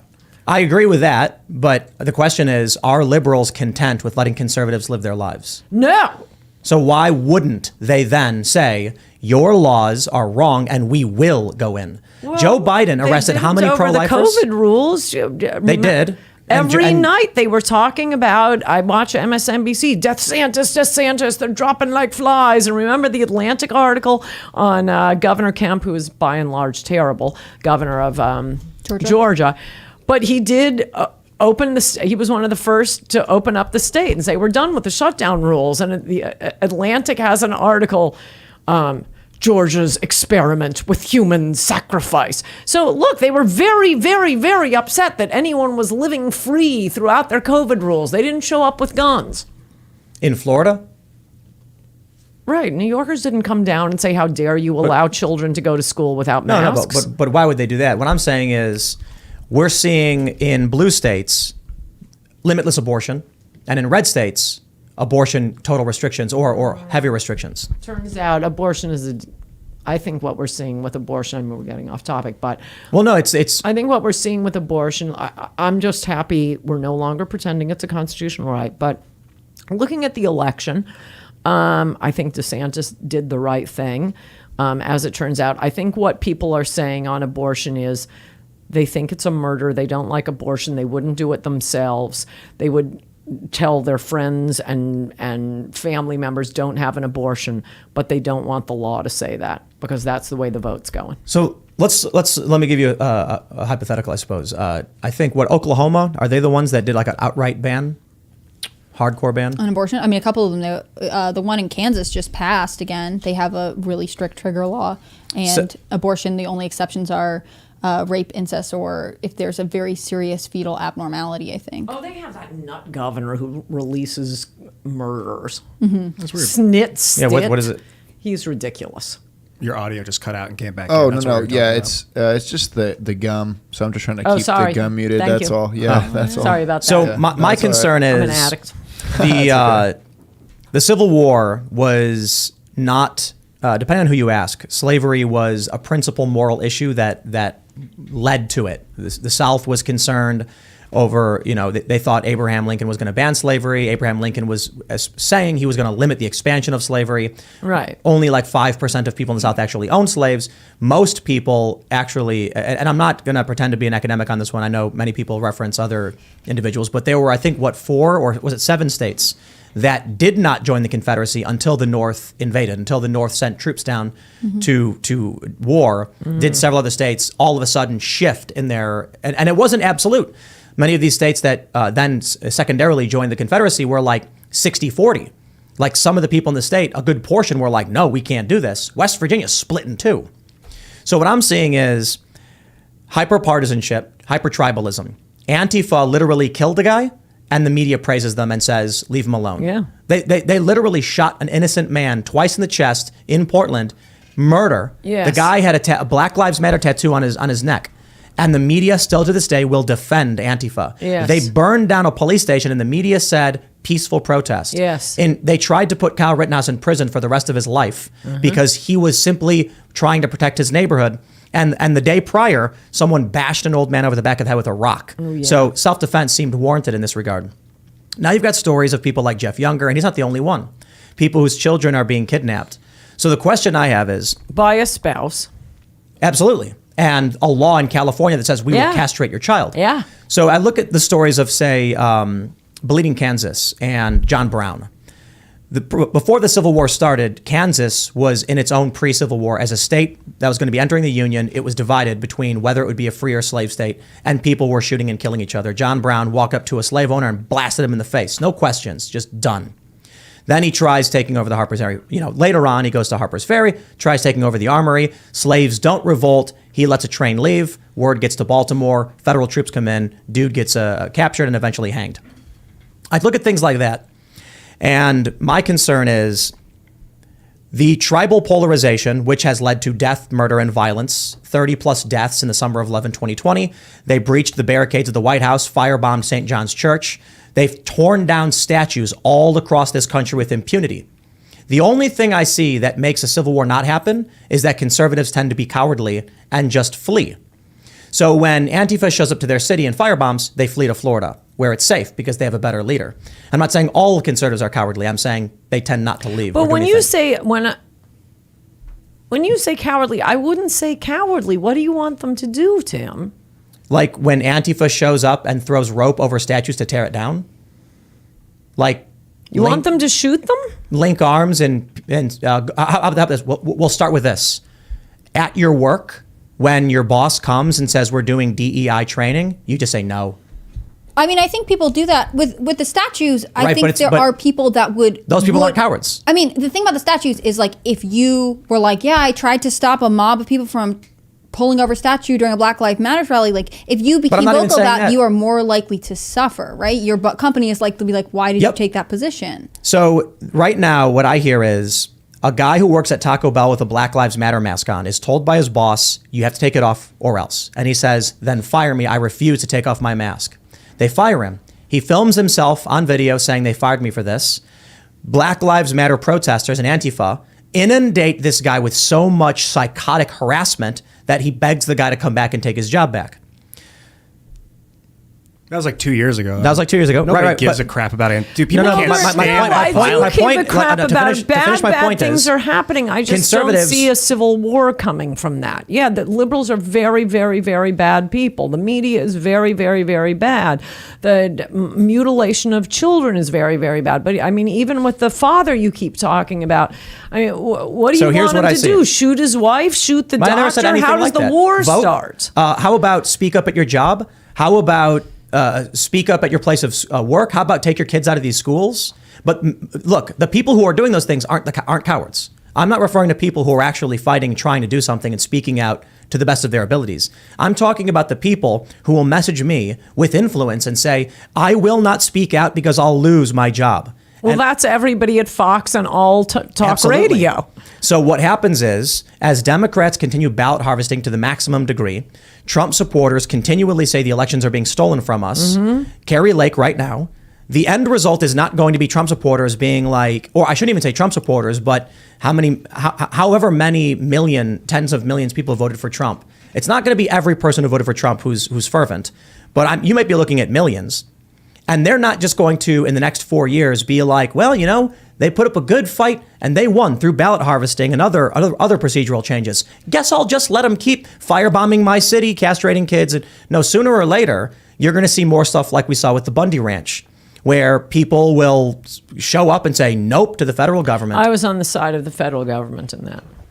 I think you will. As much as it looked like the Canadian trucker thing, it was federal land. What was the situation? We had Eamon Bundy on the show. I thought that they were just defending their own land. It was The simple version is No. it's a family that's been grazing for generations. The federal government claimed the land because that's what happens over time. And they said, sure, but we have an easement to graze here. And they said, too bad. So they won in court. They were legally in the right to graze on the land, and the feds tried stopping them. And so they resisted, filed a lawsuit. Then the feds illegally arrested the family, put them through bullshit trials, and they ended up winning across the board. The federal government overstepped, lied, cheated, and tried stealing. In regards to Civil I did War, not know they won in court. They won shocked. everything. They won everything. The federal government lied every step of the way to steal land, and then when they were winning, made up bullshit charges to arrest them. And we had Ammon on the show who broke down exactly what went down, how they locked him up for years on bullshit charges, transferred him from prison to prison to try and shut him up and stop him. And he was in the legal right the whole time. And they even murdered a guy. There's a video of a guy, and they lied about it too. Holy shit, was that fucked up. Anyway, things like that. Let me talk about the past Civil 10 War years. crap. We're way over, and we got to wrap. If we bury our head in the sand, it's going to go the direction that it looks like it's going to go. But if we change the direction, then we can take it where we need to take it. That's my belief. But we'll wrap it up there. Ann, it's been a blast. Thanks for hanging out. It has been a blast. Thank you. Well, come back anytime. And for everybody else, thanks for being members. Thanks for supporting our work. We just filmed the pre-show, so it's more conversation, talk of God and other issues while we're like setting cameras and stuff. So go become a member at timcast.com if you want to support our work and you want to watch that. You can follow the show at Timcast IRL. You can follow me personally at Timcast. And you want to shout anything out? Yes, and follow me on Substack. AnnCoulter.substack.com. Ann, it's been so fun to see you. It's been a couple years for me. Nice to see you, fellow know. DG. I know it.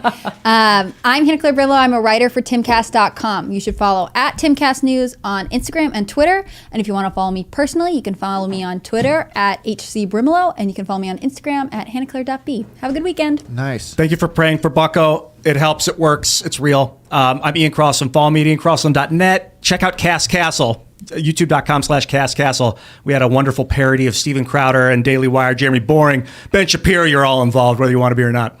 And for your next book, I have a question for you. Have you ever taken psychedelics? No, I never will. Perhaps you're. I want Ananella. Narcan to be replaced with bear spray. Perhaps you have no idea how much I hate drugs. The deep journey to God may be a fascinating topic to explore in the future. I've gone on that journey and I found them. You can also get that through holotropic breathing. Apparently, you can induce psychedelic experiences just through Is breathing. that when I intensely. don't put the mask on? I guess. Hey, great to see you, Anyway. Ann. That was Good to awesome. see you. Bye, guys. Yeah, that was quite the episode. Good fun. Yeah, it was fun. I am at Serge.com. Hannah Claire, that was great. You did Thank a really you. wonderful job. You actually got your ats right this time. So I'm practicing. I'm Yeah, getting good better job. at these outros. yeah, you're doing well. Yeah, thanks, guys. At Serge.com. Spell it out. I'm surprised at how many people still don't understand. SERGEDOTCOM at Serge.com on Twitter. At me. Let's argue. Let's fight. And for everybody who wants to be a member, the pre-recorded uncensored show, it's up right now. So check it out at timcast.com. Thanks for hanging out, and we'll see y'all next time.